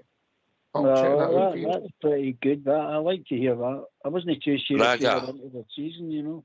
Braga beat them the other week there. Oh, there you go. So you don't know what you're going to get till you see it. I thought it was. You sure? I thought it was the other way about. I thought they beat Braga. Well, Braga beat them 2-1. I thought that. Was it? Then I thought it was the other way about. Right, son, you keep them two right. Well, put it this way: they played Braga, and either Braga won, Panathinaikos won, or it was a draw, Davy. Aye. Well, whatever thing is, they're just at a rebuild. I wouldn't say a rebuild, but they're at a transitional position themselves. So, as Suicide says, with that crowd we've got, the atmosphere of the night, that's something that's going to be. These other guys have signed for us. If they can, they will. I know they will. If they can, what's the word I'm looking for here? If they can feed off it. Sorry. Feed off it. They can feed off the crowd. Aye, feed off it. I was trying to say digest it, but I don't think that was the right one. I'm thinking of my Maltesers here. If they can grasp the enthusiasm of what the Bears are going to be like, and that'll get, they'll say, wait a minute, I've never heard an environment like this. So that's something to look forward to. Well, see, mate, I'm looking forward to change Tuesday night with obviously a bit of trepidation because the games come early, but Southside Jiggadali comes early for both teams, and I'm not making excuses before we start. I'm hoping we get through because it's good for the club. I take David's point of maybe forms in that maybe the Europa League's more level for competing because the Champions level league is a cut above. But people are only turning up to play in the Champions League. Vast majority of teams are in it because of the finances. It's nothing to do with football. It's absolutely got nothing to do with football because you then can't function by buying the players to improve your club without the top finances. That's what they're in it for. I hope we get through. I hope we play well. I hope all these things. Or I hope we get through and we don't play well. Because if we don't play well and we get through, I don't care. Realistically, if we're not too good, but we get through the tie, but you want to come out of traps flying on Tuesday night if we can.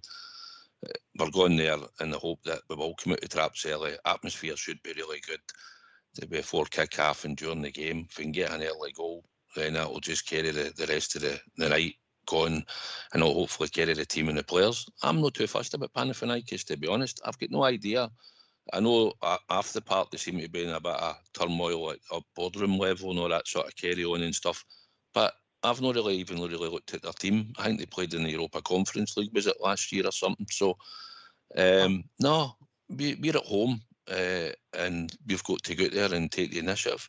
So I expect us to come out, fast start, try to dominate the game, and hopefully we'll open them up and we'll get a goal or two, and that'll just take the pressure off. And hopefully, if we can put more by them, all the better. And it starts to kick in the feel-good factor. It might be nervy moments. They might come out and they might be a decent team. I don't know, but I'm not fearing it. I'm looking forward to it on Tuesday night, and I'm looking forward to it. And hopefully, we'll see a Rangers victory, mate.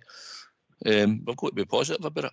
There's no point in thinking, oh well, it's Panathinaikos. No, actually, we've played them a few times in that before.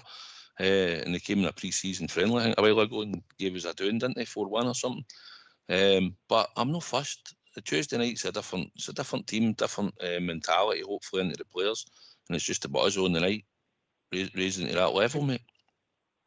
That wasn't Panathinaikos. That was under Beale, wasn't it? Olympiacos. Oh, it was Olympiacos, was it? Olympiacos. Aye. Oh, Davey, and you come, and then we'll go back to Christopher.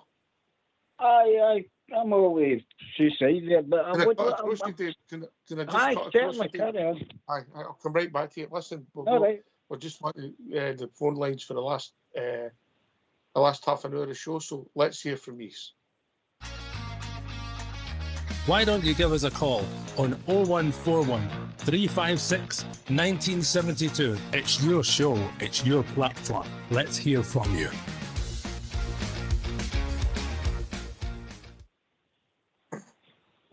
Mr. Fox has said Panathinaikos have played 4 friendlies, 1-2, drew 1 and lost 1. And remember, he was at the original Greek game. Right, on you go, David.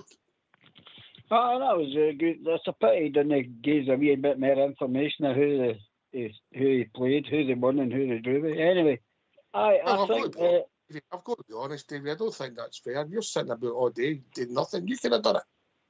Oh, yeah, no, I was at the golf today. Ah, exactly. You know, Mr. Fox is a very busy. He's a very busy man. You could have done that. You went to the golf.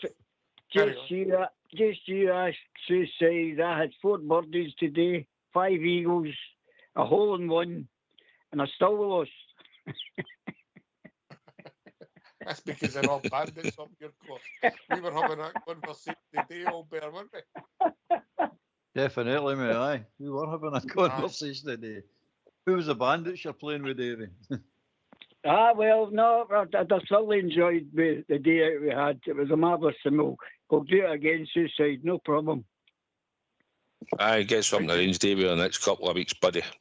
No bother, mate. But I think with Tuesday will take care of itself. It's really just going to give us an idea of basically where we are. Whether we win, we lose, or we draw. As long as they go there, as every Rangers manager would say, all I can ask for them is to go there and empty their tank. Give it everything. And if that, because you can see in the past, the ones that weren't doing that, you know, Matondo, all these other ones that just 10 minutes here and 10 minutes there.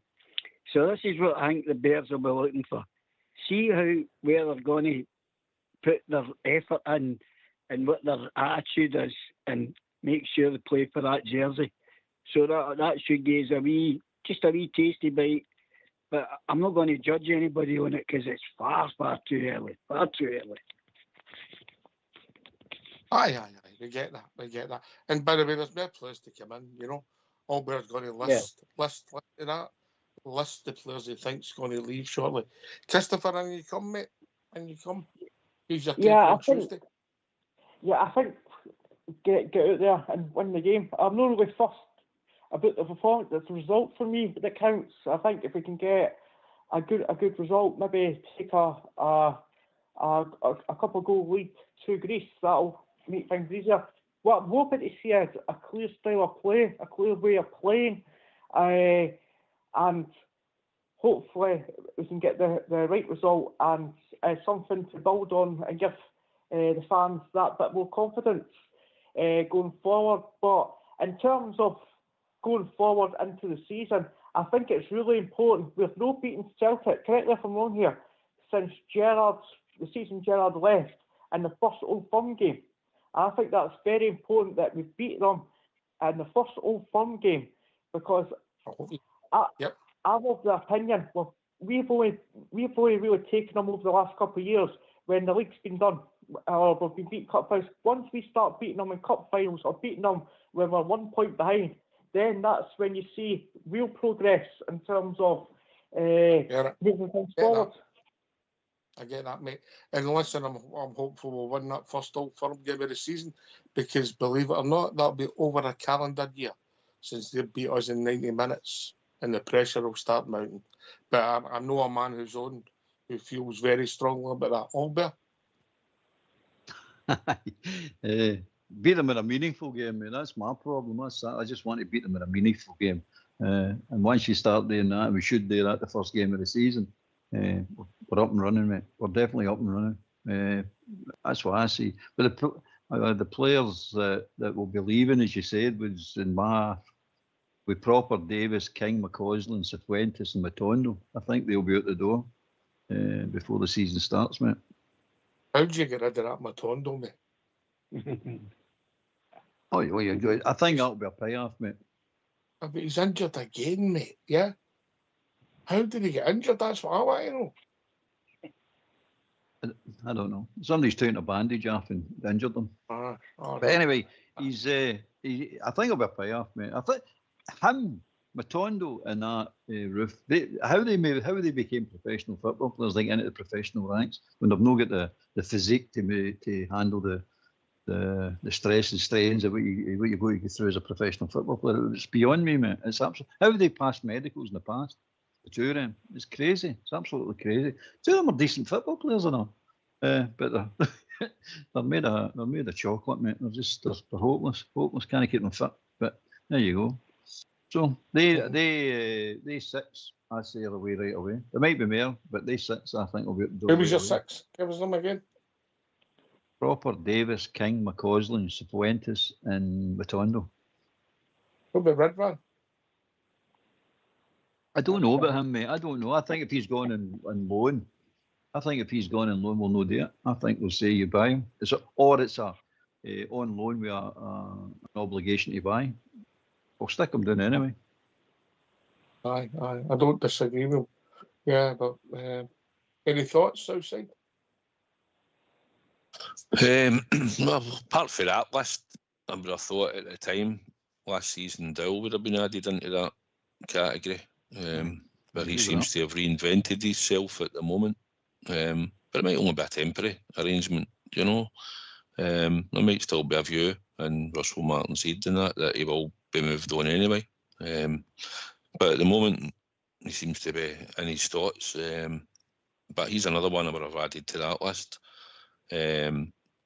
Apart from that, you might get maybe Robbie Fraser going out on loan somewhere again, possibly, because we're a bit bloated for players. We might even go out and buy a left back in time. Don't know if he might think the boy Aarons could play in there with Yefty anyway, regardless, temporary. So I just still think we need a right winger, and I think we need a striker.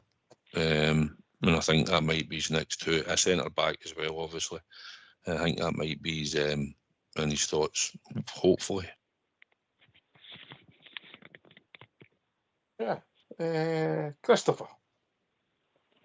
I think, see, in terms of Matondo and players like Matondo, your Leon Kings and that, you might have to come to some arrangement where you terminate their contracts or do something creative, because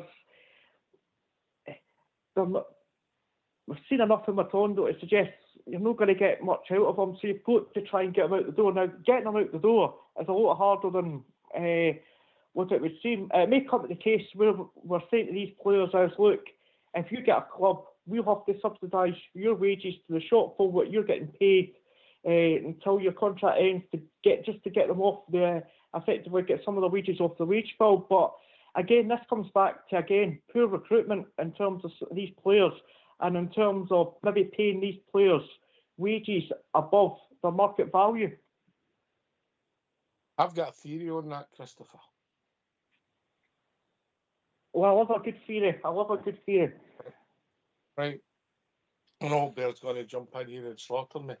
I don't think we reward the players enough who are in the team. I think the problem is we reward failure too much. I might give bigger contracts to guys that's in the team. All right, you might not get the perfect recruitment or get everybody you want, but if we rewarded them for success, the manager might have more control. All better.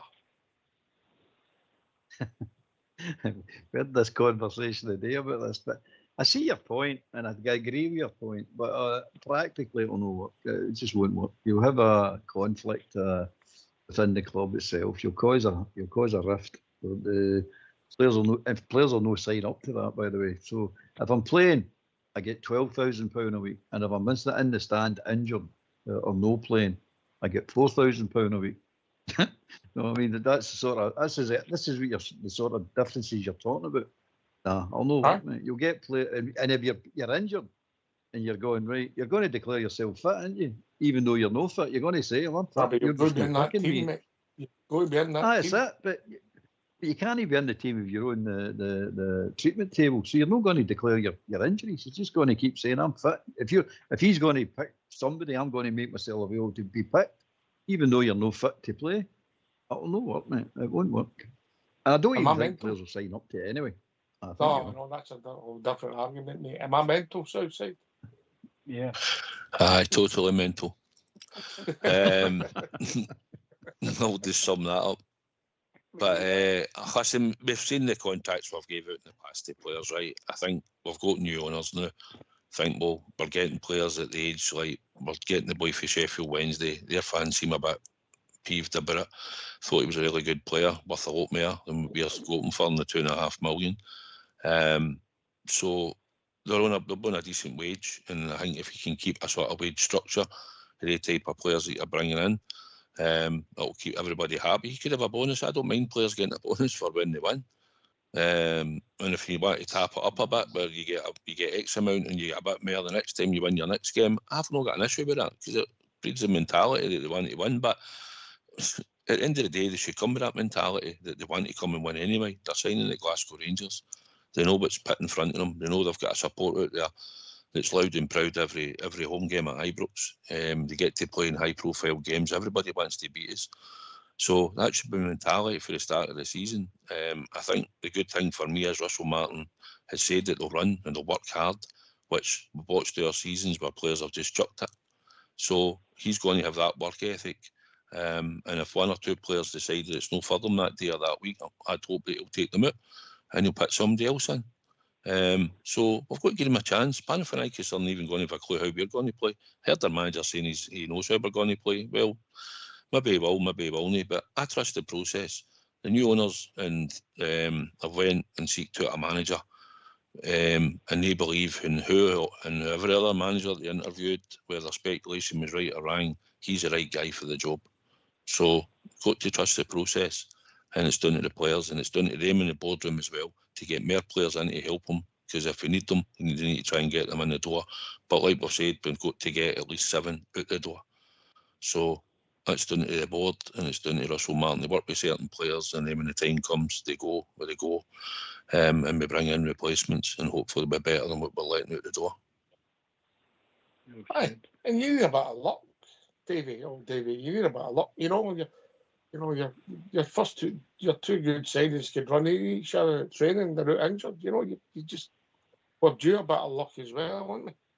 Okay, all day long. But I mean, I think if the new owners have any kind of agenda when they talk about they want success, I don't think, i.e., proper should be a problem the way it's getting made out to be. If we are getting the capital that we're supposed to be getting in, they should be good enough to say, right, this is how it works. He goes, give him that, get rid of him, start there, get the other ones out. If they've got the capital to do that, which I'm no doubt believe they have, that will flatten itself out. But I don't see the situation with proper becoming a problem, because it's just give him what he wants. Whether if it's not breaking it, I'm not breaking a bank. You can't break a bank. It's impossible. If they want to keep repeating themselves about we want success, they've got to start and get that cleaned out first. Aye. But the one of the reasons they've just got a few quid more than you, Davey, and I say just got a few quid more than you, is because they are ruthless and they are careful, if that makes sense. And I know you're careful. We've witnessed that. Albert? Joe Albert, don't encourage him. Please, it's just the start of the season. Come on, I'm a dodgy heart. Aye. Well, do you know what I will say, David? The 49ers know the value of a pound. Bit like yourself, son. I mean, but, if we get rid of these 7, that's 13 players we'll have been ready just this summer. If we get rid of these 7, and all right, proper once a payout, but we also need to get money in for him. So every one of them's get a value, mate. Aye, but they're getting money in. They are They've had their deal. They've came to a conclusion about the money. It's just he's wanting more money because he knows if he goes there, he's going to lose it. So it shouldn't be a problem. Say, well, look, that's a way. Take the $1.5 million or whatever it is. Take the money they're getting, get him and get him out. It depends what you want. It depends what you want. Aye, exactly. It depends what you want, isn't it? He's not going to get it. I'll throw a couple of bob in for him. Well, wait, see, the trouble with Proper is he could just sit there for the next 2 years, mate, because I think he got a 3-year contract, didn't he? He could sit there for the next 2 years. Say, well, I'll just sit on my wages then. And that takes him up to, what age is he now, 31? That takes him up to 33. It takes him up to 33, 34. He'll be sitting and go, well, I'm not going to cash in the new, I want the money. And I don't blame him, mate. We gave him the contract, so he's entitled to what he's entitled to. He's not entitled to all the money if he goes back to them. But if he's wanting a payout of some description, so he might say, right, I'll take a percentage of the difference of what they're giving me and what you're giving me. I want a percentage of that. That's fair enough. I don't see any problem with that. But we definitely need to get money for him. And we will get money for him and the rest of them. Because all that money, all the money that's wrapped up with these players gets pumped into the transfer kit, remember. So we're trading here. It's not just about giving players away. We're trading here. We need to trade these boys away. Aye, and it's their resolve. There's a new attitude. You can feel it, Davey, and dealing with the club, you know.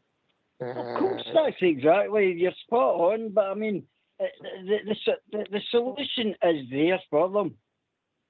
I don't care what money this is.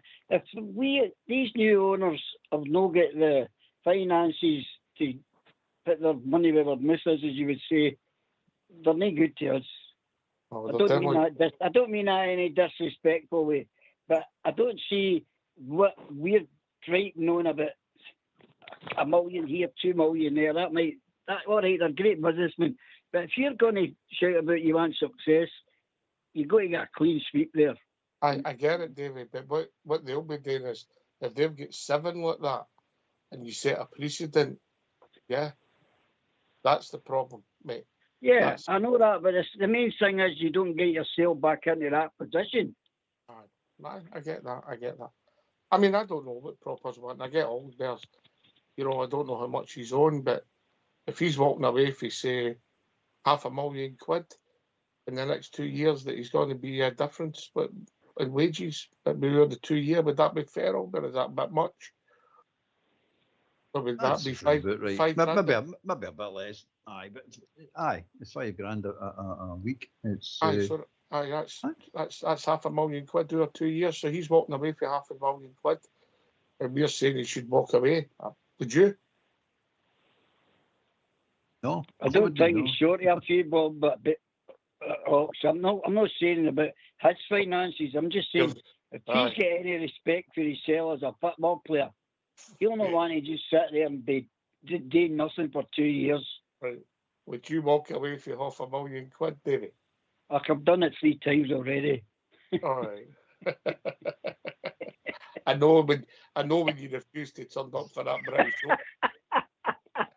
Cost me a fortune in Maltesers at Christmas. You know, that's the reality of being in Southside. Well, look at Kmart. If you lifted roughly about £6 million right out of the club with very little return, there's been a few like that. Matondo's going to be the same. I mean, they'll do it. I mean, Butland's, he's sat most of his career on a bench. I mean, they'll do it. These players will do it. They'll play football for the love of the game, mate. All this nonsense, kits and badges, and I love my football and I'm playing good and all this crap. It's not a day with professional football players. They play for money, mate. It's just down to just pure money. You give them money, they'll play. If you don't give them money, they're not interested. And even if you gave them money, they're not particularly interested in playing some of them. Yes. Christopher, then Southside. Yeah, but I think you've just got to clean the decks for these players.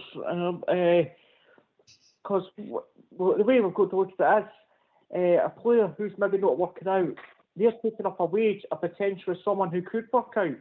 So I think you've got to do. But see, in terms of contracts, is there not a way we can maybe restructure the contract so we put more incentivisation into the contract by saying You told me I was an idiot when I said that, David. It depends the contract, and depends what the way you're going to word it, and what's the incentive you're talking about. But you're talking about if they're sitting in the stand, they're getting $4,000. If they go in the park, they get $12,000. Well, you're not. If any normal person is going to say, "Well, I want to go in the park," aren't they? So they're going to lie to get in the park. If there's anything wrong with them, that's all. Then the manager's pick you as well, mate. Aye, he's going to pick you as well, and then you're going to get resentment. You're going to turn and say you're playing him at whatever position. That's my position. He's playing crap, and I'm not getting in. In my opinion, he's playing crap. Then you've got an argument with the player. Then the player will argue with the players, each other. You're playing, and I should be playing. You're getting $8,000 more than me, and I should be getting that $8,000. Good, a bit of passion. A bit of passion. People. That's not the right passion, mate. That's not the right. But the passion we want's on the park. Southside. The incentive is when you come and sign at Glasgow Rangers, you're coming here to play well, be successful, and you play in a lot of high-profile games, and you can play for a lot of cups, and you get to play in Europe. That should be enough incentive for you. So no, that Kavanagh and the team will have a wage structure set out. No players are getting sold away in a fire sale. They might do one, maybe, if they really have to, but I think they're looking for a return.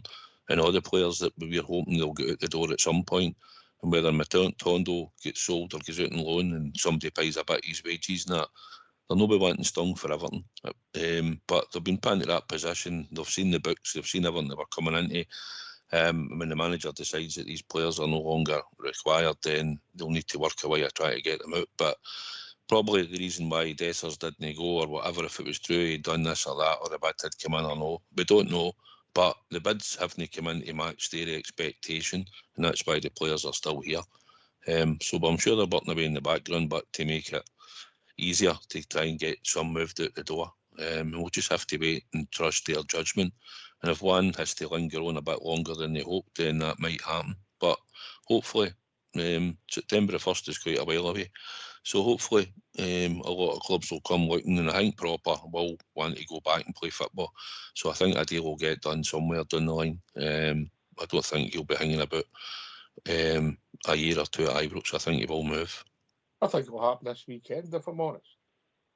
You know, I think it's going to be. I think there could be a bit of business done the next few days. You know, what that is, ins and outs, I don't know. But listen, before I bring AK in, are you happy that how the club have conducted their business outside? Are you happy that the players that they look as if we're going to be getting out the door is?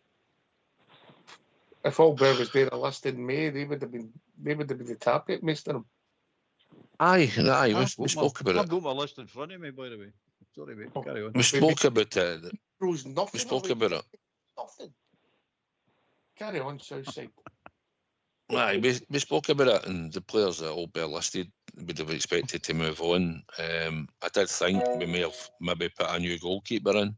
It's something that he's touched on, that he's looking at. But no, I'm happy with what we've got. We've got additions into the squad. We've got to get a freshness in it. Hopefully it's players that's going to play the way that he wants to play, and they'll be good in the areas where he wants to get them on the ball.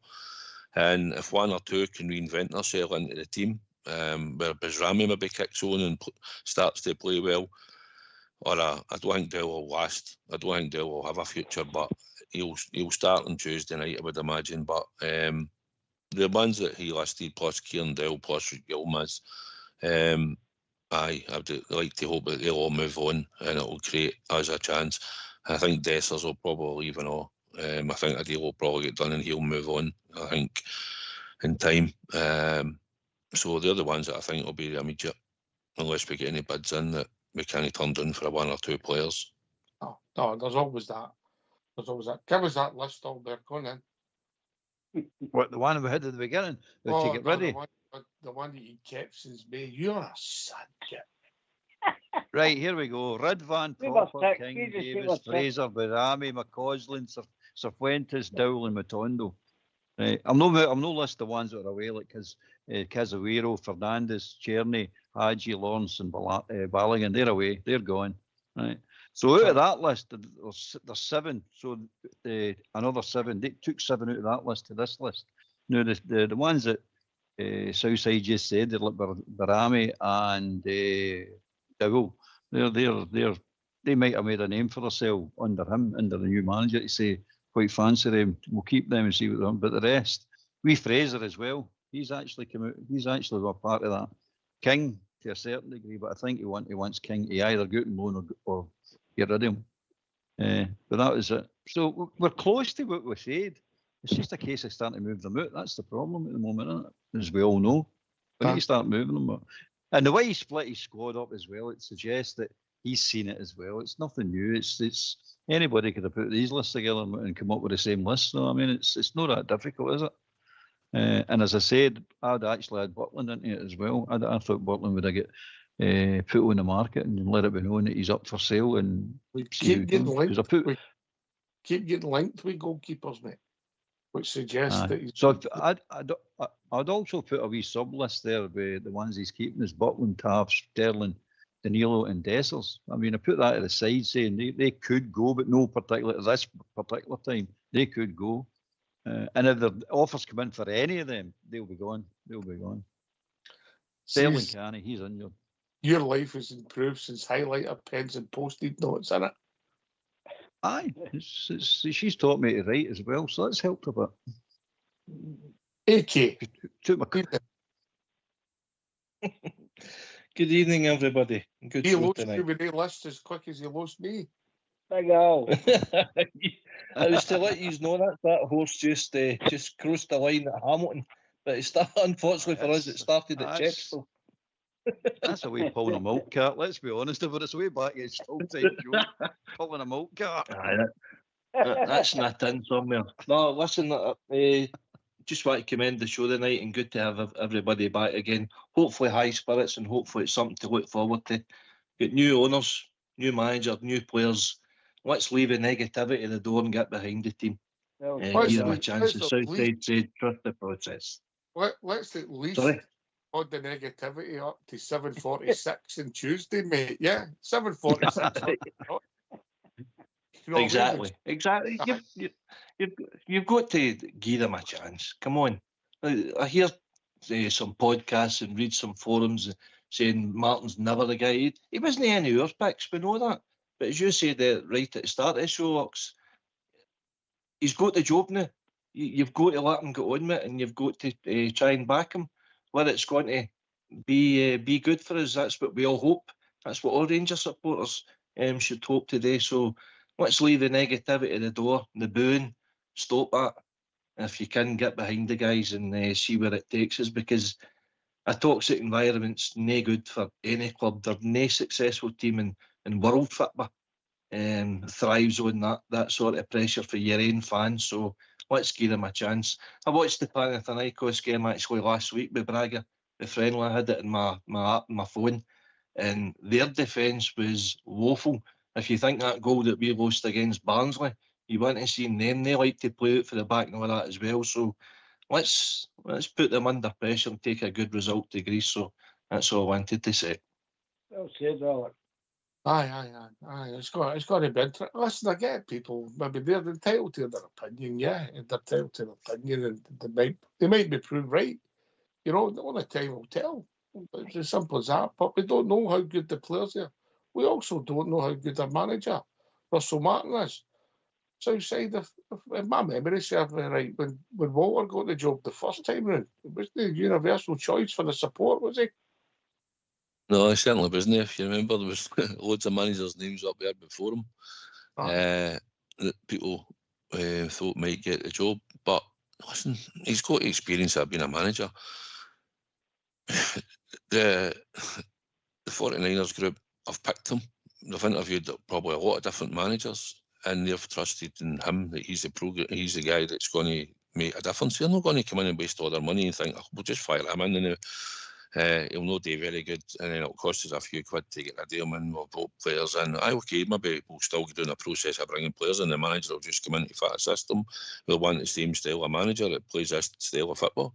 No, we've got to give them a chance. And Tuesday night, I'm looking forward to it. I'm hoping Ibrox will be rocking at the start and everybody's up for it.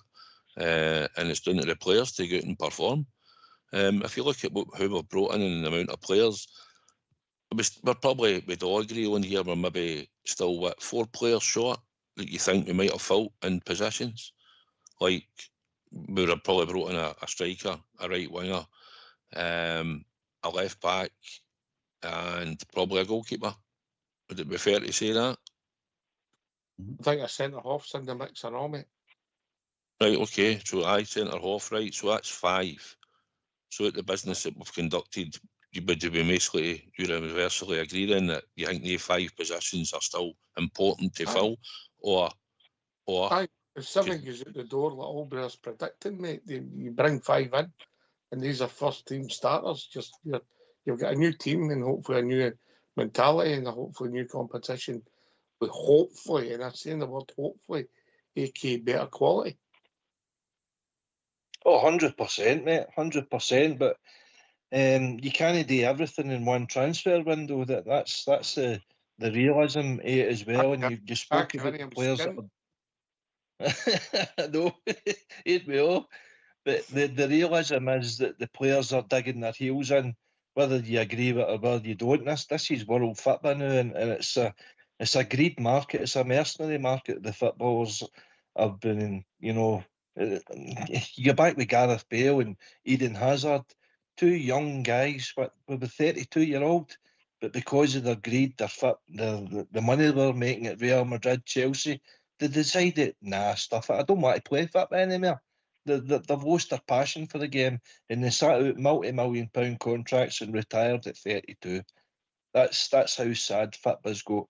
The money, there've never been as much money in football as what it is now, and it's just made the players greedier and greedier. And the market, I mean, I heard the guys earlier as well kind of dismissing the English Championship and Division 1.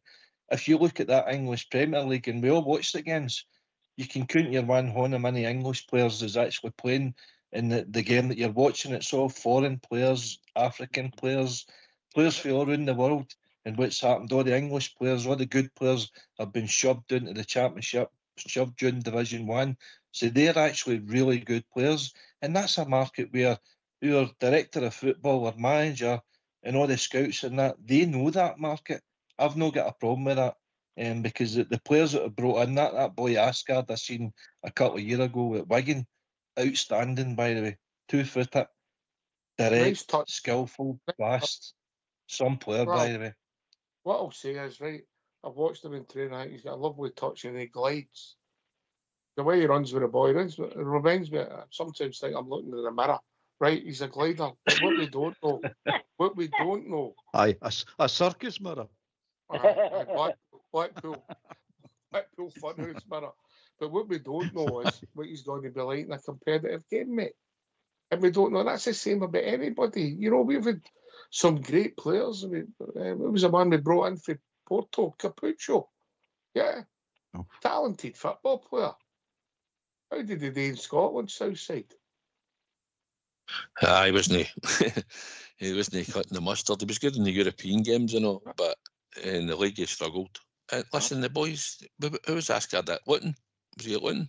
Aye, he brought him in, aye. Right, so he's played, so he's played Championship football and that. And they're tough down there. It's no non-competitive. No, I know the way football's gone, it's hard to put a tackle in these days. Everybody just falls down, but taking contact with it. But no, he should be tough enough to come up here. And listen, we're looking to get him on the ball, one-on-ones, looking for him to create.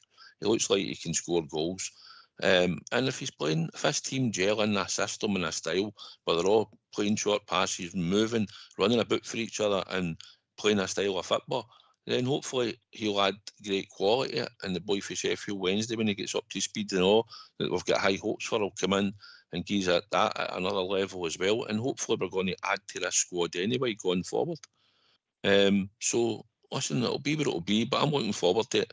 One thing I expect my team to do is, we'll see on Tuesday, is we'll all work hard, with plenty of running about, and we'll hopefully dominate the ball. And if I can see 3 of the things on Tuesday night, and hopefully it'll lead to goals, and we'll open that team up. As AK said, they want to try and play out for the back. We want to be aggressive on the press, And if we put the players in and we manage to get the ball off them, hopefully put it in the back of the net, and it'll be a joyous night for us. And if we can get a few goals, we should go through into the next round, and we just take it from there. But so we just got to just trust the process and hope that the players just come right at it on Tuesday night when they come out of traps. Exactly. Right, okay. It's going to be interesting. If you're the manager, who's your first out and who's your first in position-wise? First personnel out the door and position-wise. For example, if the way it looks just now, if it was me, if it is, and all the rumours are true, AK, it would be proper out the door and hopefully Cody in the door, if that makes sense, yeah. That would be a good move. That would be a good move, Ox. I just think, and I read, I've watched a lot of podcasts and previous interviews and that Russell Martin's done. How do you find the time? Yeah. I just find that it's been a long summer. But the style and the way he likes to play football, I don't think Butland's there within a year.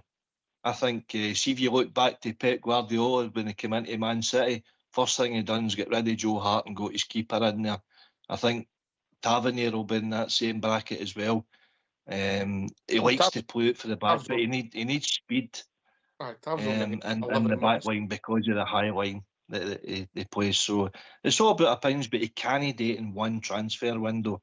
So we've just got to kind of bear with it. But hopefully we get after it. I've got nothing to fear with Panathinaikos. I really don't. I don't know where the negativity, we're going to get pumped, we're going to do this and that.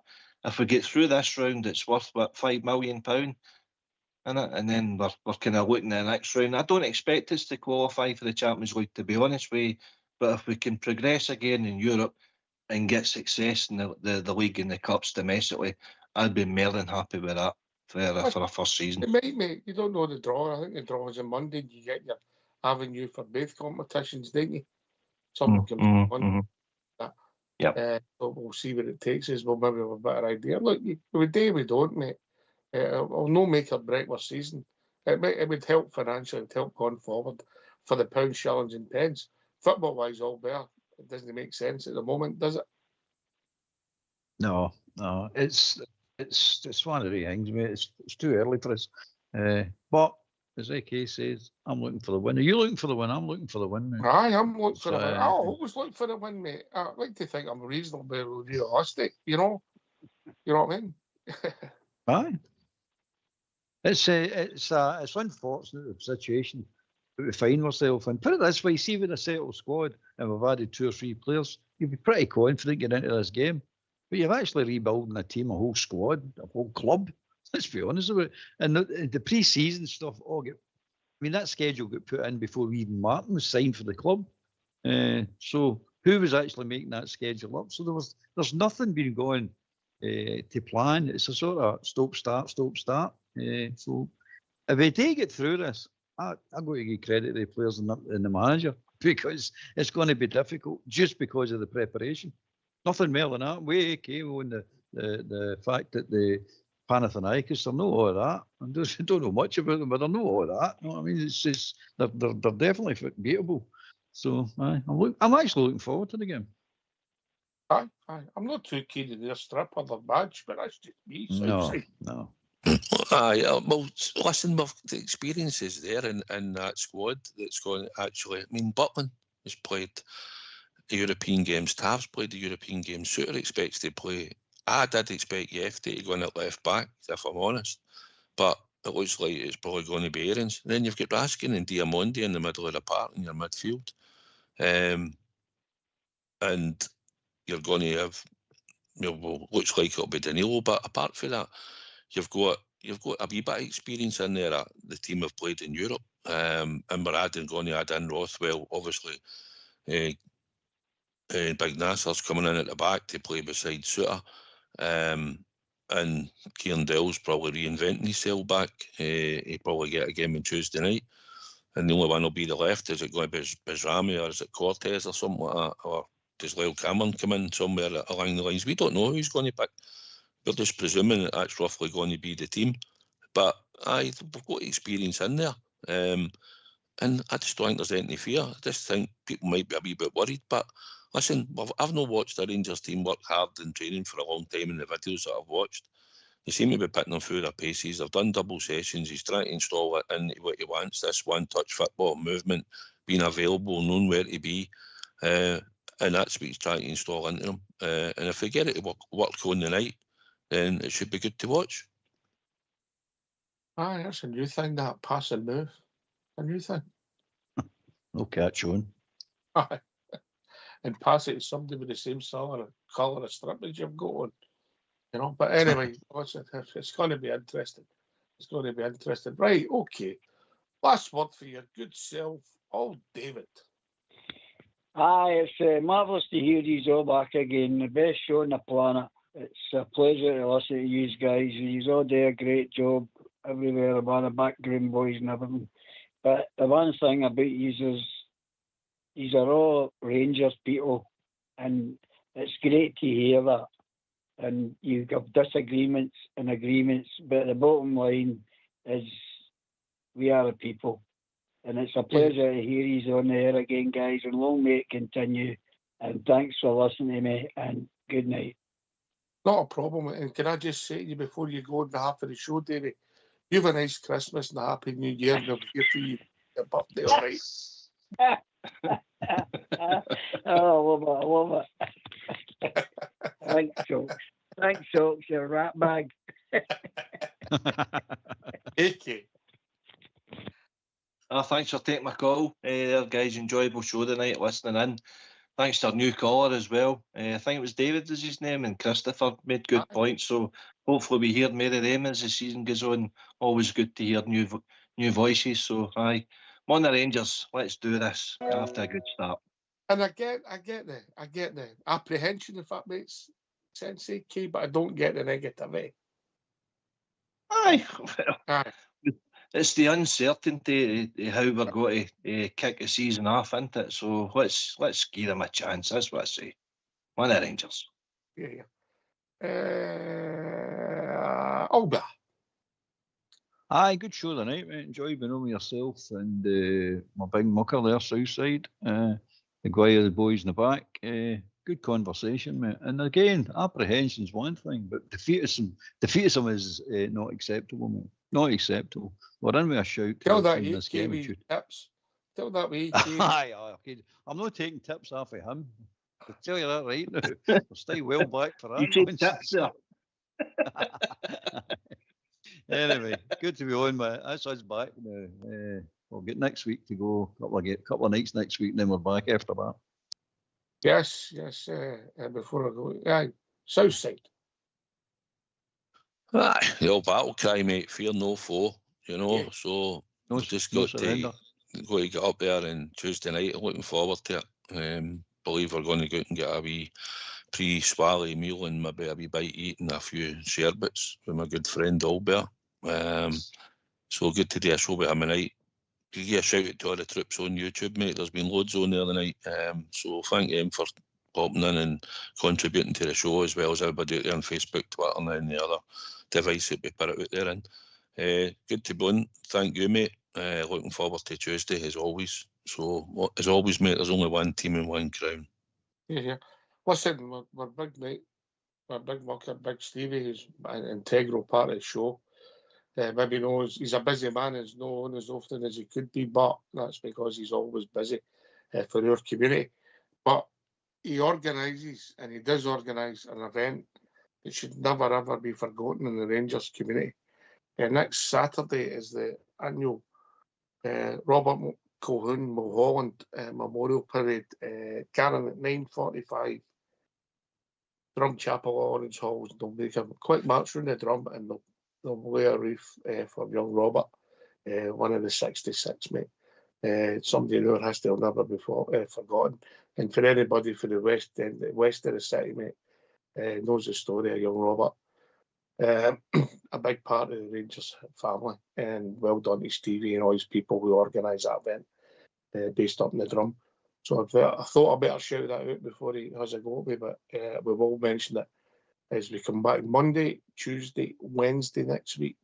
That's our pre-season, and then we're back a weekend Monday for the season 25-26 as Rangers go on and win the league championships. Thanks to David for joining us, Christopher, our Jim, AK, of course, the one and only Allbear, the legend at Southside. Also, a big thanks to the boys that have still been working during the summer so that we've got a show, Southside, Fox and Old School Blue, who make Rangers Radio work. Thanks to you for listening. We'll be back at Monday between 8 and 10 talking about all things Rangers. Take it away, Old School Blue.